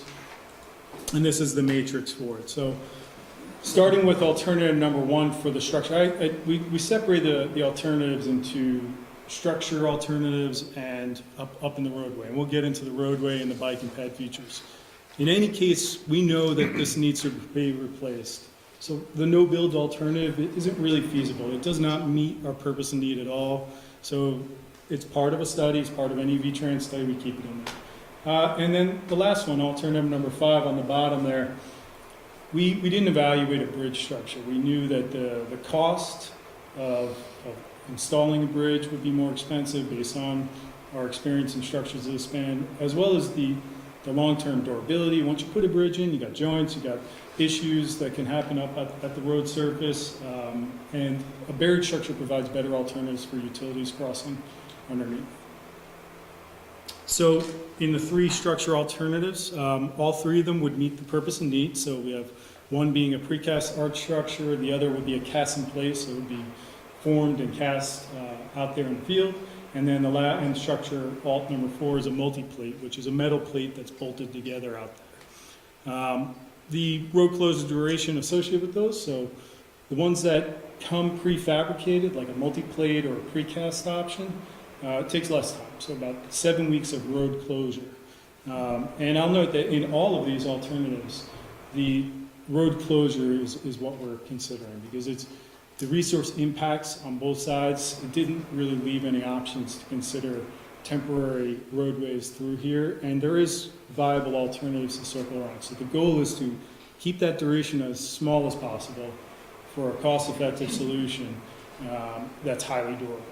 And when we met with the town and the city a couple of weeks ago, it was really decided that based on we all concluded that based on those costs and the durabilities of the precast and the concrete alternatives being a little bit more than an aluminum metal plate structure would be, for the value, the preferred alternative was structure alt number 2, which is the precast concrete arch. So now we're looking up at the roadway, and you can, from the first meeting, that was where a lot of the interest lay. So the first alternative for the roadway, this elevation that we show here, the cross section through it is 2 11-foot lanes with 2 5-foot intended bike lanes on the roadway. So it's an on-road facility for bike lanes. The 32-foot total width of curb to curb matches what you'll see further down along Kimball Avenue. It's a little different than Marshall, but it is consistent with the remainder of Kimball Avenue. What I'm going to go into a plan view here. It's tough to see here. Look better when it was nice and close on my computer screen. But there are some of those pink lines here, along the bottom there and along top. Right away actually goes out. When they initially constructed this culvert, they had gotten some additional right of way to install the culvert, so it does expand out. So the replacement structure you can see in the darker black in the center of the screen there it's all within the right of way. Some of the slope limits, though, do extend kind of close to the borders of it, so depending once you get final survey, there likely will be some minor temporary easements for construction and some minor permanent easements as well. And what you're looking at is the red is the roadway, the yellow is the widened shoulders for a bike lane, and if you can see on the left side of the screen there on the farther picture, the green indicates the sidewalk that we would remove. And really it should show on that path on the bottom as well. We don't want to promote people crossing out away from Community Drive. That's a four-way stopped intersection. If people are going to cross, that's where we want them. So in this alternative, when we're putting people back on road, I propose removing both the paths on the north and south. And you'll see that sidewalk actually gets removed in all cases because we have a good facility on the next alternatives that we're proposing to put people on. We want to keep them on that. And you'll see that some of the dashed lines, that just indicates a steeper slope where we might stone line the slope, and that's going to be the biggest difference you're going to see on the next 2 alternatives when we start to put in some of the shared use paths. So here's the first path alternative we looked into. So continuing that 10-foot shared use path that exists in South Burlington across the Muddy Brook crossing. And this has 2 11-foot lanes, 2 4-foot shoulders. Still a wide enough shoulder for commuting cyclists who prefer to stay on-road. But we want to put those other users who want to continue on a shared use path, maybe some kids, some neighborhood connections, people who just feel more comfortable out on the path, we're putting them out there. And there is a curb in this one. So in this solution, we need a curb because it doesn't have that much of a buffer between. So a little bit of a vertical interface between the vehicles and the pedestrians out on the shared use path. We'll come back to that. And this is looking again from the top view. So we have continuing in the darker gray, we're continuing that shared use path along the side there. And with this alternative, you can see that dashed line on that, on the slope. That indicates that we're going to have to put a bit more of a stone fill on that slope. We can't grass line it, so it's just a bit more of a protected and armored slope because of how steep it needs to be to reduce those impacts and keep it tight to where the slope limits are right now. All right, and then this is alternative number 3. So this is the 10-foot shared use path with a 10-foot buffer between. And the benefits of here is that we have a green space that we can do something with. So the green space, we can collect some stormwater off the roadway, which we won't need an inlet rate in the roadway where you do if you have a curb. So we can sheet flow it all off into there. It's not really shown, but there'd be a little dip in that grass that can swell, treat the stormwater a little bit before it dumps into Muddy Brook, and also put a little bit of snow storage out there. So when we look at the alternatives matrix coming up in just a couple of slides, those are some of the benefits that really jump out for this third alternative. So again, similar to the other pictures, you can see the blow up here on the closer side to the audience, the public. And this is the shared use path with a little bit of green space in between. We'll come back to any of these if you guys have questions. So looking at the 3 different roadway alternatives or bike and ped alternatives, the first one with no path, it doesn't provide a separation between bicyclists and pedestrians and vehicles. It's a partial on-road facility, so as far as it meeting the purpose and need, it does, but it just noting that it's partial because it's providing an on-road facility. It's right,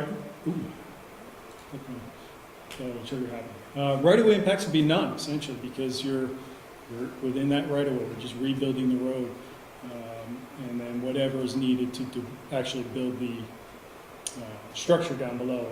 Let's not think about with these comparisons. In all of these, there are utility impacts, the temporary utility impacts. So for the telecom lines and the buried gas lines, when we get into construction, that's standard construction practice. That's not kind of keep it as a note on the side. And then the resource impacts are temporary as well. So you're going to have to. We're going to have to excavate and get down, and we're going to be in the stream, so we're going to have some resource impacts. And the cost for this first alternative at 1,689,000 is what we estimated the project value to be here for construction. Alternative number 2 with the green space. So it meets the purpose and need statement. It has minimal right-of-way impacts as well. A potential pole relocation for a utility pole that could be in its path, temporary resource, and then this is a $1.79 million project. And the third one, which I think our design team would say is the preferred alternative, is the 10-foot shared use path with a green space in between. So again, pointing out, this is providing the best user comfort for the bike and pedestrian facility. It's got a little more separation to it. It has green space that can provide snow storage as well as stormwater treatment. There's no catch basin grates out in the roadways on the shoulders for those commuter cyclists. It meets the purpose and need. It has minimal right-of-way impacts. Its utilities, again, minimal, mostly temporary with potential pole relocation. This one, I will say that until we get surveyed, until we really know the limits of the slope, it has potential for some of that little tributary stream on the inlet side of the structure and some wetland impacts, but permittable is where I would put it. You know, it's just, we've got to figure out exactly where those fall. Now this has a $1.8 million estimated construction cost. And that brings us to the end of my presentation as quickly as I could speak. So the goal of this meeting is to select a preferred alternative to move forward with into design. So we're here today to collect feedback, but really hopefully we can come away with what you guys feel would be your preferred alternative for the solution that continues to move forward through the preliminary design process. So we would need to come up with an agreement on both towns for a preferred alternative. And has South Burlington made any determination on that at this point?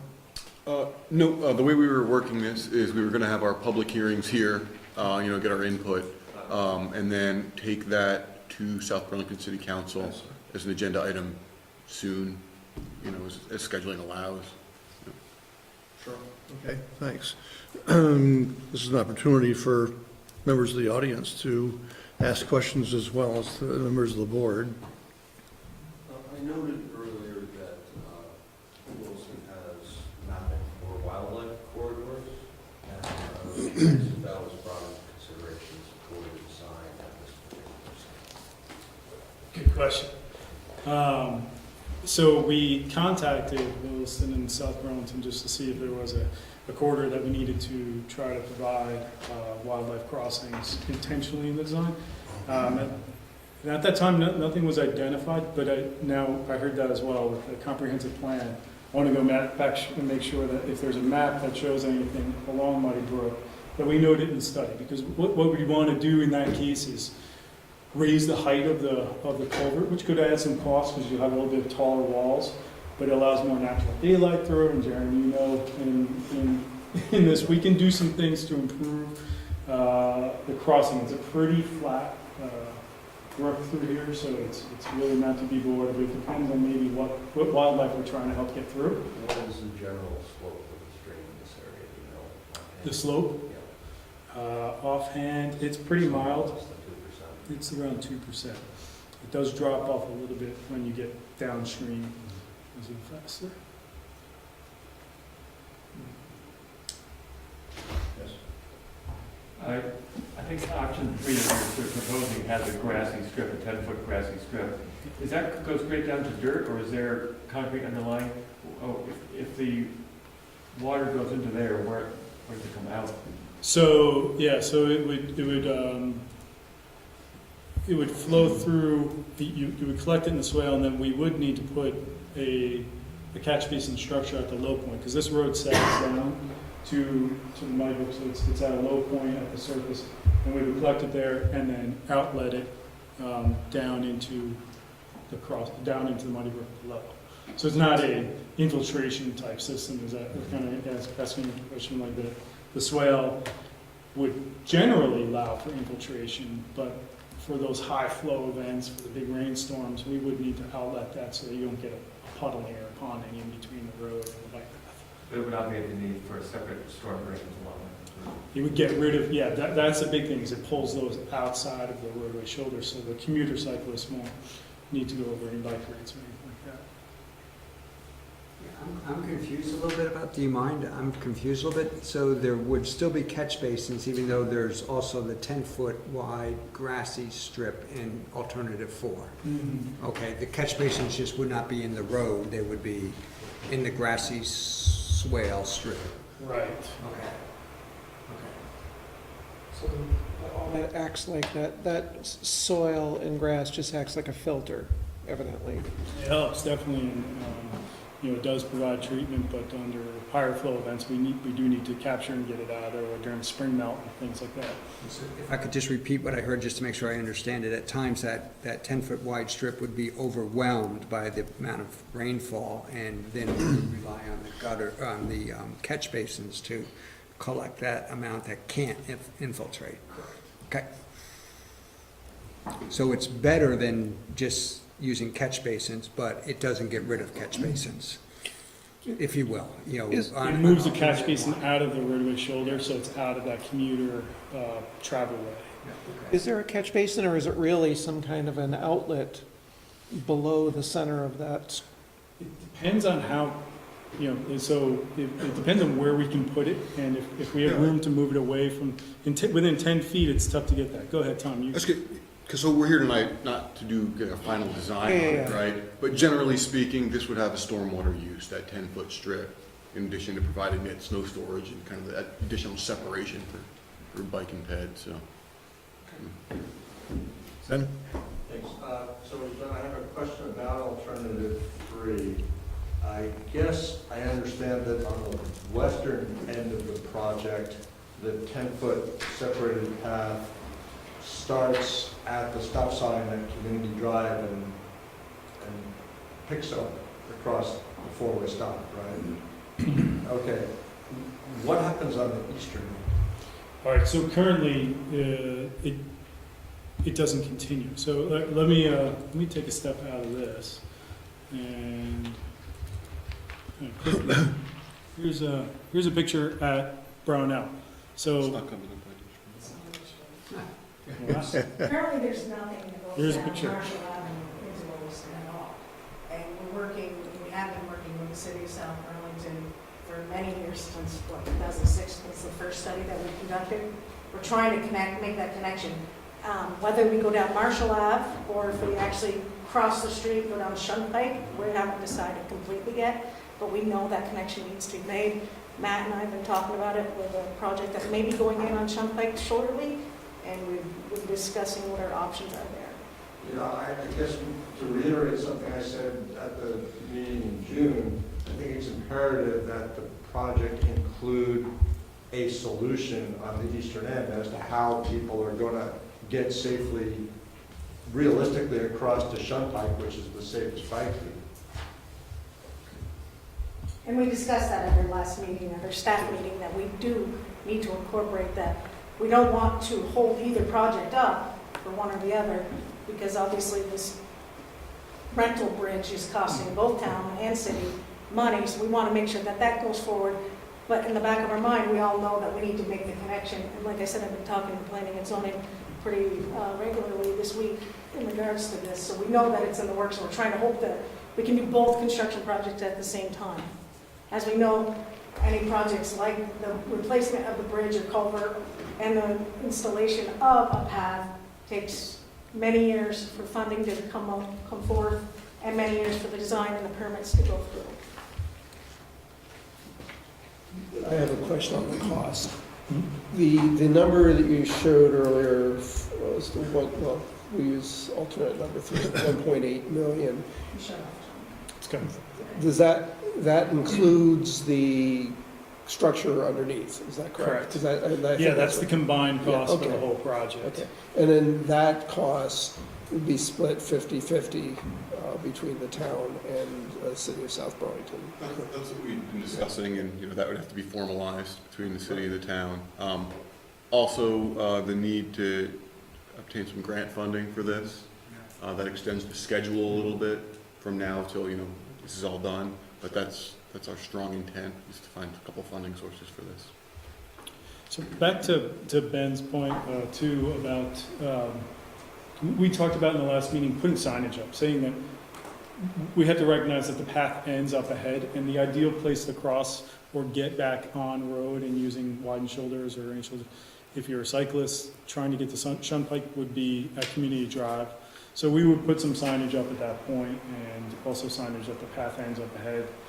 The challenge is that this is primarily a project scoped around replacing the culvert, but at the same time, the ability to put a facility up above that can eventually connect and likely has a good potential for future fundings with the bike and ped program, because you have that Shunpike or the South Brownell Marshall Ave facility right there, and up here, and a goal maybe on Shunpike.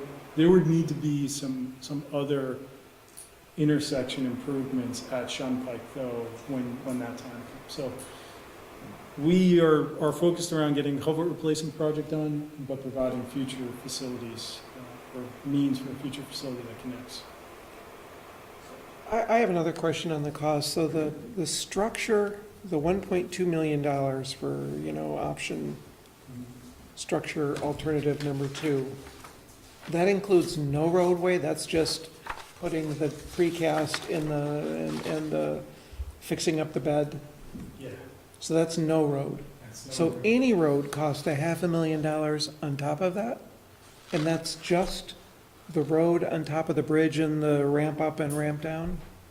That's Yeah. $500,000? That just, I don't know, it just seems, because then it would say, I look at this and say, well, let's get the best one, because the difference between a road and the best road is only 10% maybe. Or some small amount. I'm going in the opposite direction. I was worried, I think like Rick was, you had to add the two costs, because that actually seems more likely to me. Keeping in mind too, the amount of cover, in one of John's earlier slides, John, what is it, 30 feet?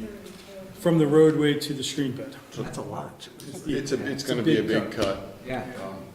We do this. But the difference between a road and the best road, you know, with the biggest buffer is a little over $100,000. I mean, Hence, that's why we decided as a group that we wanted a 10-foot green space buffer as opposed to a 4-foot with a curb. I mean, for $100,000, why not go forward that? Not only does it provide stormwater treatment, but it also provides snow storage. I mean, that's a big thing when you have a path on the road. you don't bury the Plow path. the road, Right. and then it goes on the path, and then we plow the path that goes on the road. We have that problem on Mountain View, Right. where it's close to the road. It's a similar context to the other portions of the shared use path that are further down on Kimball, and then on Marshall out by South Brownell. It matches the existing facilities a little better.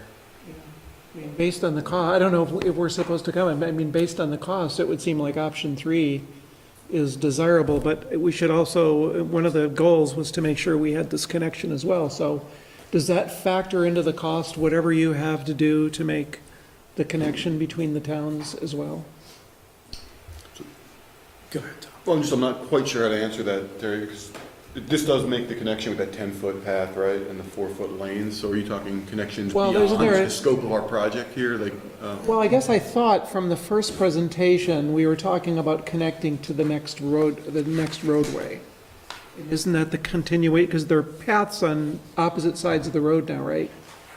There's nothing on the Williston side currently. So it's gonna end right at that red line right there where it shows. And it's gonna be on Williston's agenda to connect it to whether it continues down Marshall Ave or goes down Shunpike. But that's not gonna be a project that's coordinated with South Burlington, it's gonna be completely separate. But we're gonna do them side Oh, by side. I thought that when you talked to us before, you were talking about including that in this project up to that intersection. Right now, the biggest concern Okay. is the crossing because this culvert is so narrow, and we wouldn't be able to put a facility on there right now. So we're trying to incorporate it in with the culvert replacement. But once it gets across the culvert and across Muddy Brook, then that's gonna fall into Williston to continue it down, whether it goes down Marshall Ave or it crosses and goes down Shunpike, which we already know needs some intersection upgrades. Let me ask Terry's question a little bit differently. Does alternative 2 versus 3 is either one more beneficial from making the Williston connection? Not at all. And the same thing from the South Burlington side? the same, I think. Yeah, okay. That would have been my conclusion. Okay. I have some more questions on costs. Yes. I don't know why I'm fixated on cost. Does the 1.8 million that we're talking about, does that include the cost of removing the existing bridge? Yes, It does. Oh, wow. the temporary structure. Yes, yes. Yeah. And then I assume then it also includes all the permitting, the engineering costs, and everything else that goes along with. No, this is construction only, so there would be, so I think we were talking about approximately $2 million project when you include Okay. in. So not a couple $100,000, okay. We've been talking about it's a $2 million project, you know, all encompassing. Hopefully staying below that goal. Can we talk a little bit about $2 million project, 50-50 split, at least that's the proposal right now between the two municipalities. Will V-Trans participate in this at all and help fund that? Or, I mean, what are the other sources of revenue to pay for this? Kind of generated a nice list of possible revenue sources for us, with kind of pros and cons. We didn't bring that today, but plenty of those are V-Trans sources with different maximum amounts, different cost-sharing amounts. Some you can combine together, state and federal funding. Okay. So once we have our alternative, we're going to start chasing that. Okay, so if I could repeat what I heard, just to make sure I got it right, is there likely options, we just don't know what they are right yet. You have a world of possible options? Right, we just don't know which ones would, yeah. They come with different challenges, Yep. timeframes. And there's no guarantee right now from V-Trans, for instance, that, or the feds, that this is the amount you get when you have to replace this major connector, connection between the municipalities. Okay? Okay, so it's a $2 million project, and we're gonna have to raise the money from somewhere, but going back to the design question, which is, I think, the topic of this hearing, I have a comment, but it's sort of thinking out loud, and I hope other cyclists will jump in and help to articulate this. Right now, option 3 has a separated 10-foot path, which is very nice, and continues what they have in front of Community Drive on the south side of the road. But we've already said that for commuting cyclists, they're already going to have gotten to Community Drive if they are eastbound and see a sign saying the safest place to cross is well, basically that's going to be a path to nowhere if Williston doesn't decide to do a bike path on Marshall. And if we haven't decided yet whether we want to route cyclists on Shunpike or Marshall, then we don't really have good information in Williston to decide whether that 10-foot separated path is worth $100,000. My question, John, is how hard is it to move the separated 10-foot path to the north side? We looked at that alternative, and that has issues with right away. You've got a historic property on the north side, and it puts you with a lot more challenges as you continue up Shunpike, or around that intersection with Shunpike, as well as there's archaeological issues on that side, wetlands issue on that side. So where the facility is now at South Burlington on the south side, and still not knowing where it's going to be in the future, whether it's going to continue, because right now it's on the south side of Marshall Avenue over by South Brownell Road. So it does make sense, and this is, I just pulled up here, this is from the master plan. I showed you that picture earlier. This is, that blue line is the path there. So from what I can see from the comprehensive plan, that is currently the intended route. How it gets there, I can't do that in this scoping study. But I think John Kaplan with V-Trans, it's on TV, that would be a good project to take a deeper look into and see how feasible it is to continue on Marshall Ave down that path. Or if you wanted to go Shunpike, there still is the option to cross at Shunpike, but that intersection needs to be designed for it and prepared to handle how you get cyclists across. It's a tough curve there, so we talked about potentially going past the curve, crossing, and then coming back over. But because of those restrictions on the north side or the downstream side of the Muddy Brook crossing, that was not a good place to try to move the path over to, and it doesn't necessarily connect with the future vision. Yeah, I understand the problem. It's just the comment is that there are going to be many years from the time this is implemented until the 10-foot separated path is not a path to nowhere. We're hoping that they're going to go hand in hand. Like I had mentioned earlier, Matt and I have been communicating, the large vacant property on Shunpike Road is the Robert property, and they're coming in for subdivision currently now. And there was talk with us and with the developer of going along the front of their property, along the back side of their property, cross-country, and then coming out over on South Brownell. So we're still in the works of trying to figure out how we can connect it. But we're not going to wait while we're doing the design and getting the funding for the culvert crossing until we get that in hand. The town of Williston is going to continue to work to try to figure out how we're going to connect at the same time. And what's the best feasibility for us. And John, if I could, I just want to make sure I heard you correctly. It's going to be very difficult to have the 10-foot path on the north side of the bridge, the crossing. You're saying it pretty much has to be on the south side. Based on where the impacts would be, it would be more difficult over there, whether it's possible, anything's possible. I would think, I would say it is easier to permit on the south side. And you would ultimately, if you put it on the other side, you would ultimately have to have a crossing on the South Burlington side. Correct. So you're still. So you're still pushing. Yeah, that's, yeah, okay. Yeah. Oh, I'm sorry. Yes, sir. So I've been commuting across that bridge for almost 15 years now, riding between 2 and 10 times a day, every day. So. Driving or cycling, just, do you mind me asking? Riding a bike. Okay. Or walking. Can we go back to the proposed plan, cross-sectional? You get it.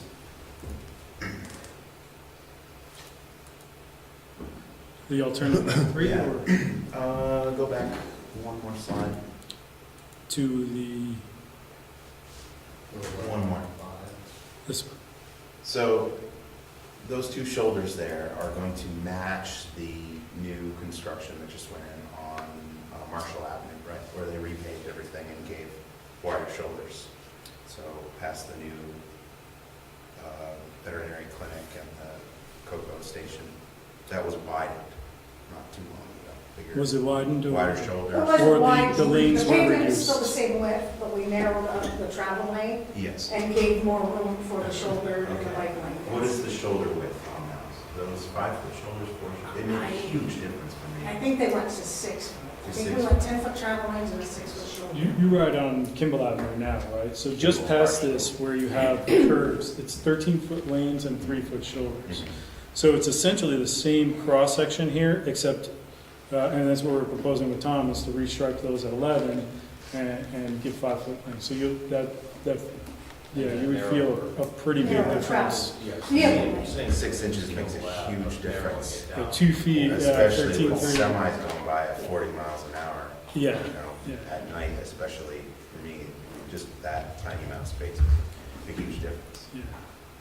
And the 4-foot shoulders as well, so that, like on the other alternatives where we recognize that this isn't going to be a painted shoulder, bike lane, because you have a facility for people who want to be off-road, but it's still a comfortable 4-foot.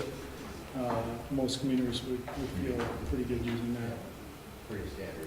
and a lot better than what's out there now. Yeah, the bridge is terrifying. Currently, with the temporary bridges, yeah, it's even worse, yeah. So I just want to focus on this conversation you're having right now. So let's just say this is the alternative that's chosen, or whether it's the one with the 10-foot. The avid commuter who's not going to want to get on the shared use path for various reasons, they will be able to use those 4-foot shoulders to get across the bridge. Okay. And for those people, not having that sewer grate somewhere on the bridge Right, yeah. is going to be a big safety. That'll make it feel a lot wider.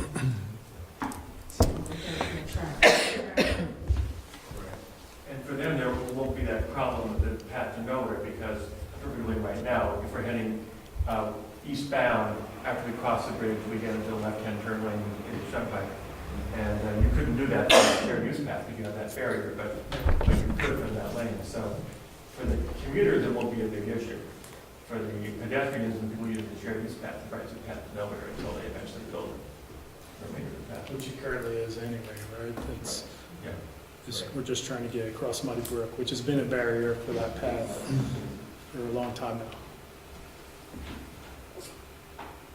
So, board, after hearing the conversations tonight, is there any consensus that we might come up with tonight as to which alternative that we would recommend? I personally like this one. I mean, if you're going to go for it, just I go do for too. the entire thing. I do too. I think it addresses some of your concerns. Certainly the gentleman who's been speaking. I mean, if cost is the deciding factor, there's not much of a cost difference. That's the whole point. And so it certainly appears that alternative number 3 out of the 3, I mean, alternative 1 is not an option, I think, really. I also So just be- like this larger buffer. What's that? I like the larger buffer between Yeah. the bike lane and the shared use path. Yeah, And me it's pretty too. cool to have a green space over what's going to feel like a bridge. Just want to hope it grows and continues on, right? So- Yeah, yeah. Just, John, one quick question. I just feel I need to ask, just to make sure it was, or maybe it wasn't looked at. Was it all thought about putting the bike path off, not part of the crossing, but a separate crossing for the bike path? The 2006 and 2010 study, they did look into that in other locations on Muddy Brook, and they found that that wasn't feasible because of permitting challenges in the sites. But in this case, yeah, if we did a bridge, if that was the preferred solution, then you would probably have a separate bike and ped bridge facility side by side with it, or it would be a widened bridge to handle both. So when we started the analysis and before we ruled out saying the bridge really doesn't meet what the town and the city want to have to maintain in the future, that's when it kind of got ruled out for a totally separate facility. Okay. Can I ask just one clarifying question as you start talking about various options? What is the design line for any intended structure? For any intended structure? For your for these precast arch structures. For precast arch structure, 100 years is really what we'd be looking at with that, because you're far away from the salts of the road, you're down below, which is the goal of the buried structure is you set it and forget it. You know, really there's very little maintenance for the buried structure. With a bridge, when you're up, it would be less. It would be closer to 75 years with maintenance. So that was one of the big factors in deciding which structure. 100 years seriously. There are no more questions, and it sounds like to me that we have consensus among the four of us that alternative 3 is the one we would recommend to the city of South Burlington. And do we need to make sure that we all agree on alternative number 2, the precast arch? Yes. Just to make sure we're all on the same page, because there's 2 technically. Yeah, that's good. That makes, that makes better And I just sense. wanted to make sure before we went to South Burlington. Yeah, true. You got a question? We make this recommendation. Sorry. Just as you're looking at this, one topic in the back of my mind is funding sources, and as I asked earlier about habitat corridors, potentially there may be some connectivity funds to retransport those habitat corridors, and I would ask if that would, if receiving funds like that would have potential changes to these options. Again, it could raise the cost of the options because you're raising the height likely of the structure. It would raise the cost Potentially of the options, but you might be able to counterbalance it. Now, counterbalance it with funds. we will in the study have, recommendations for next steps, and funding sources will be part of that study. It's not relevant to which alternative gets selection as much today, as they can all pretty much find the same funding sources. Yeah, I'm going to look into that more. First step, make sure where we are with the corridor plan, and then see if there's options for additional funding. I'm glad you brought that up. So the reason for going with the precast is primarily the shorter time the road is not closed to traffic. The shorter time it is to construct it and close to traffic technically. Right. And the longer the lifespan of it. Higher durability. So an aluminum multi-plate structure, which is, we typically stay away from galvanized steel because that's part of the issue you have right now, is that galvanized steel corrodes over time and buckles. I'm not at all interested in, I shouldn't say not at all interested, I was trying to compare the cast in place versus the 2 precast. versus 3, right? Yeah. So cast in place is slightly more expensive. It's a longer time frame to complete, so you have to form all that, and likely you would have to temporarily put some forming in the stream, which could be a permitting challenge. We thought originally that that might come out as a cheaper alternative, but when we priced it out, in fact, it came out higher. So a precast alternative was where, when you look at duration and cost. Did I not hear you say earlier, though, in case I missed it, I just want to make sure I understood correctly, that there was virtually no difference between those two? In section, in the way they look, in the shape of them. That, and in general structure, is one going to be all that much better than the other? No, durability, they're about the same. So durability both high. So I did hear Shorter correctly. time frame Okay. to construct on the precast, and then similar price. Thank you. The cast in place, you have to let the concrete cure before you can put vehicles on it, whereas the precast, it's already cured at the plant, and we just bring it in and put it in after it's installed. So another way of looking at that is it actually could be less environmentally intrusive to install. Correct. Thank you. But can it, and whichever way to go is, I'm not at all worried about choosing the best way to go, but I was wondering, Jared, your concern about the habitat and whether the habitat issues can be mitigated, satisfied, whatever, by a precast versus. What's that? That bridge. Okay, well. Go ahead. Well, it's just, if there are concerns about wildlife habitat or corridors, and would that possibly force us into a a cast-in-place type structure versus a precast? But I thought they just said that the cast in place is more intrusive environmentally. Did I miss that? Talking about a corridor, not actually just dropping something into the river. Thank you, sorry. I'm just wondering if the, Depends on what you're trying to pass. If you're looking for moves which occasionally go through there, passing through that structure, it might force you to something that can't be transported over the roads. Yeah. Precast source. Yeah. That may be the only consideration. okay, and we won't know those answers till we're further along. Okay. Okay. So at this point, are we okay with the precast arch? Yes, I mean, it'd be our druthers, certainly.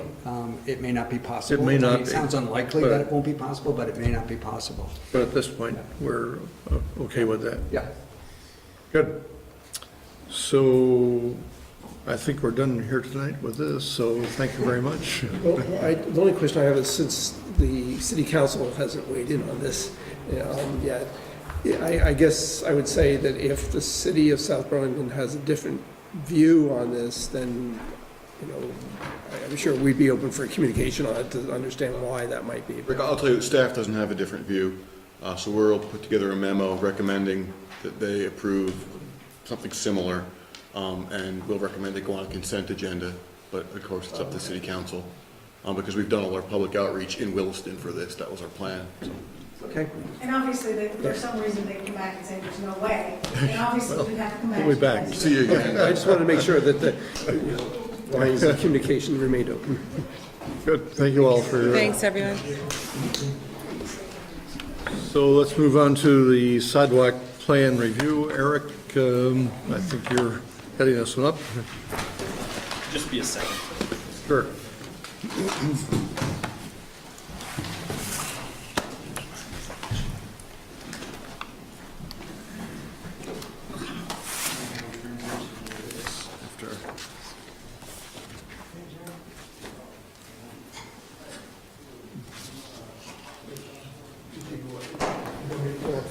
Yeah, I think you should see it right when you activate the program. I do see it.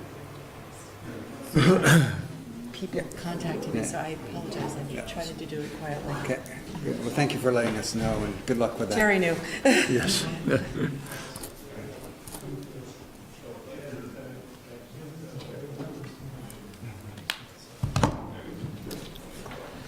So welcome back, Lisa. Oh, thank you.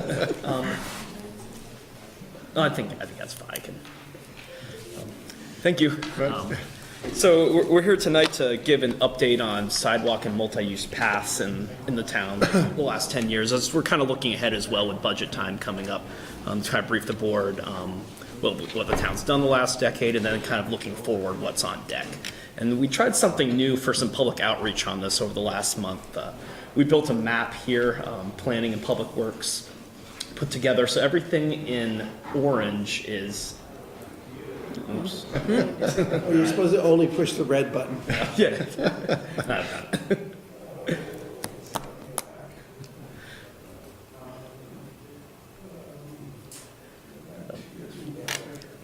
Everything in orange when it comes, get it back up here, will be what's been built in the last 10 years, or it shows our current network. And then what's in the purple color is what is proposed. So a number of things that are proposed, we asked folks to go through on the map and react to it and place a pin to give feedback. We found when I looked at that, just kind of what our trends were, and this wasn't a scientific survey. I think we had 60 pins dropped. Some were by the same people in multiple locations. I think there might have been 3 or 4 of those. It gave you the option to say what street you lived on, to make a comment if you wanted to. So I kind of looked at that, just kind of a qualitative analysis just on that sample. This was put out on social media and Front Porch Forum. So I looked at these clusters, and we had 11 responses, the section of Route 2 from Taft Corners to the Village for a sidewalk and multi-use path. And a number of these are in the CERC alternatives plan moving ahead, these major kind of open areas for connecting places in town. 8 also looked at the section of Mountain View from Route 2A to Old Stage Road. 7 looked on Route 2A between Beaudry Lane and VSECU, and there's a proposed multi-use path as part of a development just off Route 2A to fill this gap. A couple other cluster areas, looking the area between Meadow Ridge and the Village. One responder commented they don't drive, there's no public transportation from Meadow Ridge to the Village. And 5 responses looked Route 2 just down from here, between here and French Hill, and that's obviously a challenging area, French Hill area, but also kind of neighborhoods that are down Route 2 easterly here as well. So what we did is we looked at those to give an idea what the community thinks planning moving ahead, and a number of these here are CERC alternative projects that we've reached out to V-Trans. It sounds like we can have some folks there to come in November to brief the board on the status of these CERC alternatives projects, because they did the CERC alternative study, and now it's kind of looking when it's going to be in the TIP plan, the transportation improvement plan for the county. So we can update the board on those then. But open up to the board tonight. Any questions about projects that have been completed, proposed projects, feedback received? Lisa's here, she's the expert on projects that have been completed, so. Pressure's on.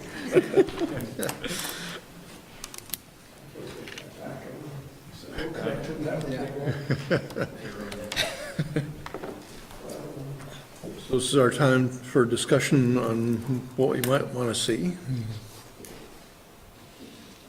One question I have going into this is, what is the relationship between what you put together and the town comprehensive plan? Are the two pretty much consistent, or is there inconsistencies, or? I think they're pretty consistent, because we work pretty close to planning and zoning. They've been involved with all the stuff that went on with the CERC alternatives projects. They've been involved with those studies that were done and conducted. So I believe it's pretty consistent. I think they have some trails and off-road stuff that they also include in their comprehensive plan that we are not including in this. We separate those two completely out. What we did, Melinda, our senior planner, put together the application on ArcGIS, and Bruce, Hoare, Director of Public Works, looked at the map with her to make sure it was most up to date, make sure everything was aligned with reality it is today. Okay. And could you, I mean, we mentioned, some of the projects through the CERC alternatives work. I guess the question I'm asking is, and I'm going to give the best example I can give, is they always talk about at a university, if you were to decide where to put sidewalks at a university, the best thing you would do is build the university with no sidewalks, watch where people go, the paths that get worn in, and put sidewalks there. So I guess my question is along the lines of, in an ideal world, where would Williston have its bike paths? And then how does this mimic that ideal bike path sidewalk layout for Williston?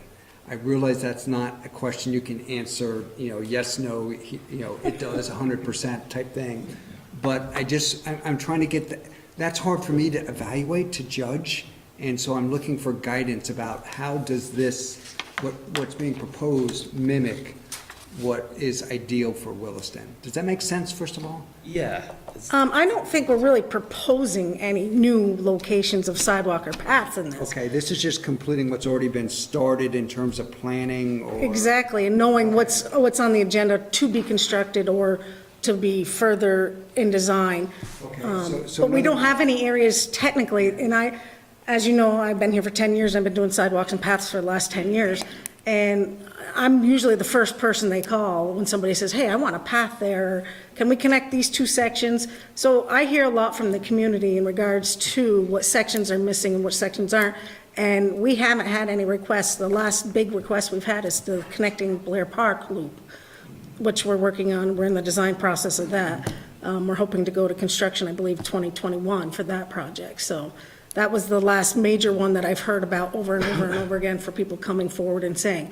I know there's been a concern about Hurricane Lane coming down down by Marshall, and you can see where the footpath is for the people that are coming down there. But that's also going to be part of the state when they put their rest area in on the other side of the interstate. That's going to be constructed too. So that's in the works as well. So there's nothing really new that we're proposing to design, study, or move forward with. We're trying to see if there's any information that anybody else has brought to your attention that we need to look at. In terms of maintenance of the paths, the path that goes to, from Old Stage Road to the school, there's a border to Old Stage Estates, is that what it is? That has a fence?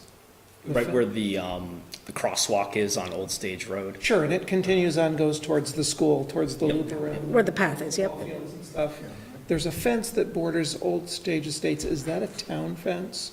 Or is that Old Stage Estates because it's kind of falling down? I believe that belongs to the old Stage Estates. I believe, Pretty sure. whenever we try to work with the homeowners associations for these types of paths, if they request landscaping, we're more than willing to put that within our easement or right-of-way area. But if they request an actual structural fence, we say, you have to put that on your property and we'll pay for it to be installed, but you maintain it. It's getting pretty, there was a piece that fell down, and that one piece was put back up, but it's kind of, So it'd be up to the association. Okay. I will say with this outreach mechanism, some of the comments that we heard were for these proposed pieces that have been out there for circle alternatives or these gaps, that people are looking for that connection to go from point A to point B. They say it would be great if this path continued here so I could have this connection. I run on Mountain View Road all the time, and for my children to walk over here to have that connection. So they reiterated what was proposed with some of these major circle alternatives for that piece of community feedback. Mm-hmm.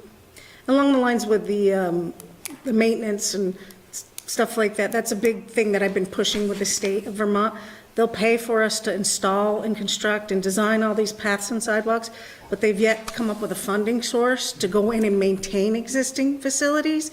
Like, as you know, if you walk through the village, there's some areas that need to have some concrete slabs removed and repoured because either they're uneven or they're shifting and cracking. But to find the funding for that, the only way we can get it is in our budget because there are no funding sources, state or federal, for those. And I've been trying to get V-Trans and the Bike and Ped people to look at that. I mean, it's been going on for 10 years. They've been providing funding for people to construct all these paths, but yet you don't provide maintenance. 10 years now, those things need maintenance regularly.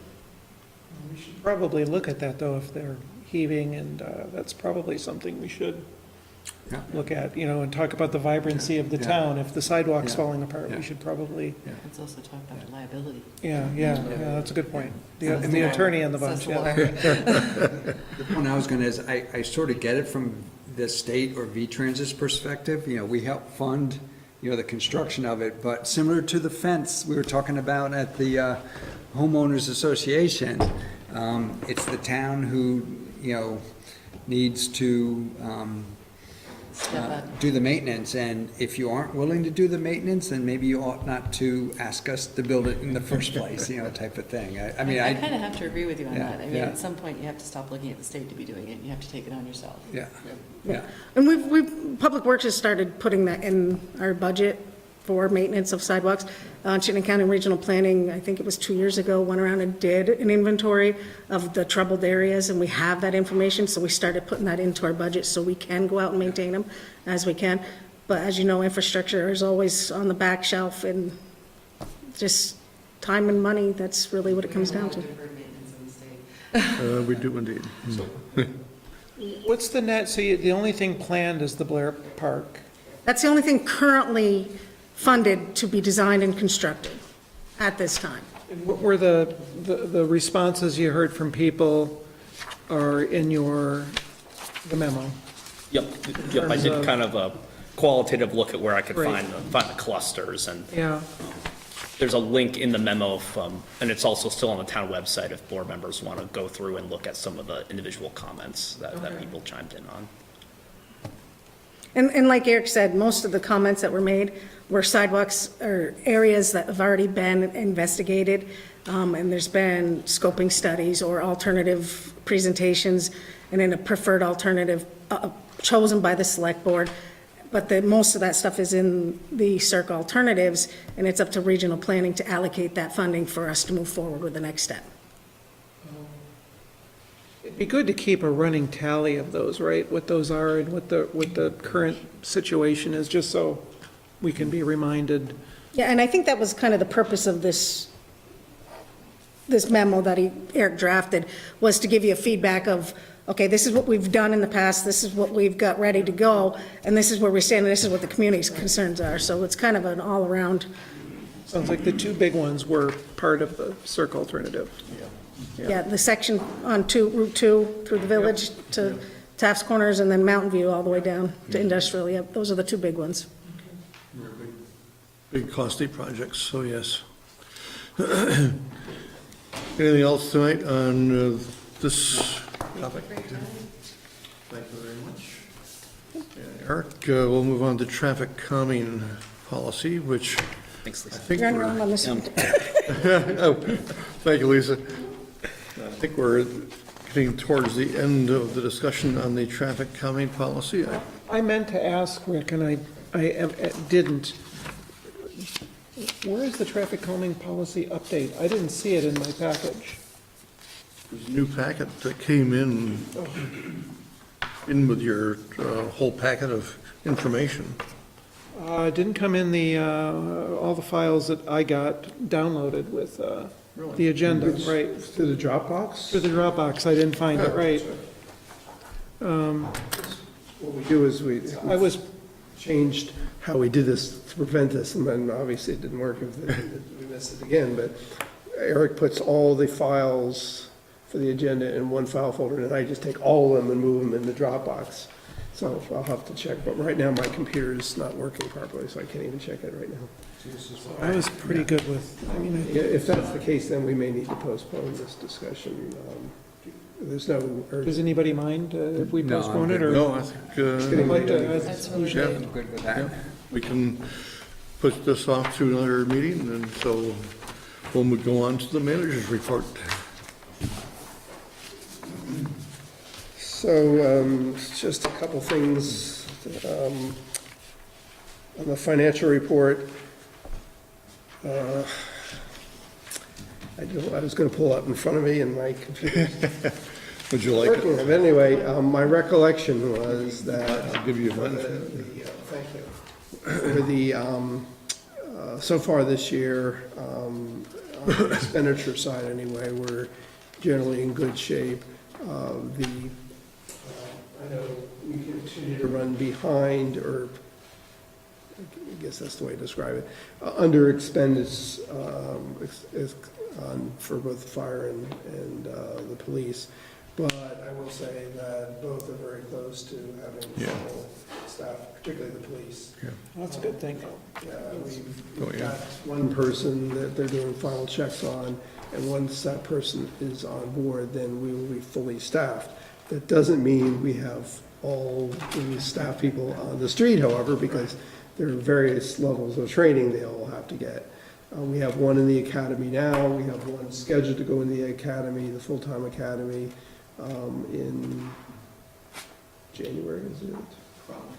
And then we have a third candidate who is already a trained police officer, but in another state, and that individual will have to go through some training, but nowhere near the same level of training that Okay.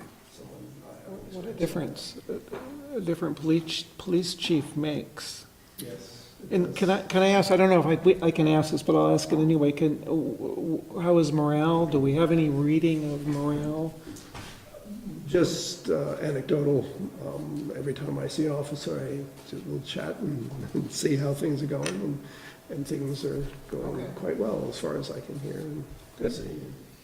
So, yeah. I had the impression it wasn't, there were problems, but I wasn't under the impression that because of contractual issues, that we could inquire about them. We had some interchange, Terry, about. Well, if there are particular things in the collective bargaining agreement that dictates how grievances are conducted, and complaints and things like that, which really shouldn't come to us. And there may be a time when, and I'm not sure what the contract says on this, but I don't believe that we get involved until something drastic happens. I can't say we have no grievances, so, for what that's worth. But anyway, one thing of note too, on the revenue side, is that interest revenue is running much higher than we had anticipated because the interest rates are higher. I recall years ago when interest rates were high and they were gradually coming down. Every year we'd over budget revenue because we'd say, oh, we're going to get this much, and then the rates went down and we didn't get that much. Now it seems to be the reverse. We're under budgeting, and so every year we'll have to play catch up.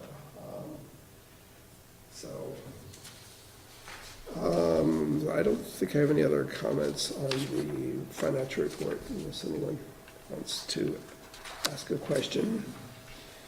If not, I'll move on to the quarterly report, which you just received tonight. I want to explain that one of the reasons why you get it late like this is I don't get all the information, we don't get all the information that it gets included in the quarterly report until just right about now. And so it's always a struggle to get it to you in time for this meeting.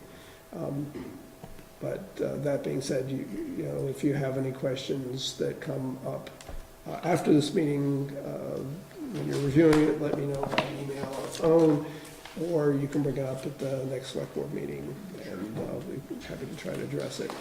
So, I don't think you have any other comments on that.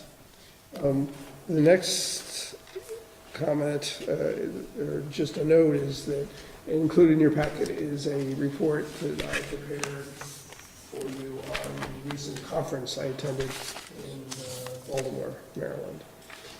It was an interesting conference, and I gained a whole lot of information, little bits and pieces that I will be sharing with the board and staff as we move forward. Where was that report? It's The in last the one's in our packet. part of, There's a separate memo. separate memo that was part of the manager's report. Looks like double-sided copy. Oh, I got it, okay. Yep. So, yeah, it was a conference that was one of the highest attended that we've had in years. It's an international conference, so there were a number of countries represented, and so that's enriching in and of itself. I will say that I was honored to receive a special recognition for 40 years of service in the business, and that's local government business. I also had some experience before I got into local government, so it's just local government business. And so that was exciting to be recognized in front of my peers at that gathering. Oh, let's see, the final point is just a reminder, we have the select board retreat coming up a week from tonight. The meeting will start at 5. Yes, thank you. And dinner will be provided. I think we already have all your dinner requests. We have a facilitator who will be helping out. The first part of the meeting, each department head will be giving a very short, like 5-minute summary of the key trends and issues they find. What I'm hoping to do is get all that to you in writing, though, before or Tuesday night. So hopefully, maybe by this Friday, we'll be able, so you'll at least see that, and then the board, each department head can briefly present that and discuss it, and then there'll be opportunity for questions. Good. And then after that, we'll take a short break for dinner, a little bit of socializing, and then 6:30, we're back into it, and that's when the facilitator really takes over and works the board, or helps the board helps the board walk through the whole process of setting goals and objectives. So that's all I have for this evening. Good. Is there any other business that we need to talk about tonight? Hearing none, then we're adjourned. Thank you I'll do that. very much.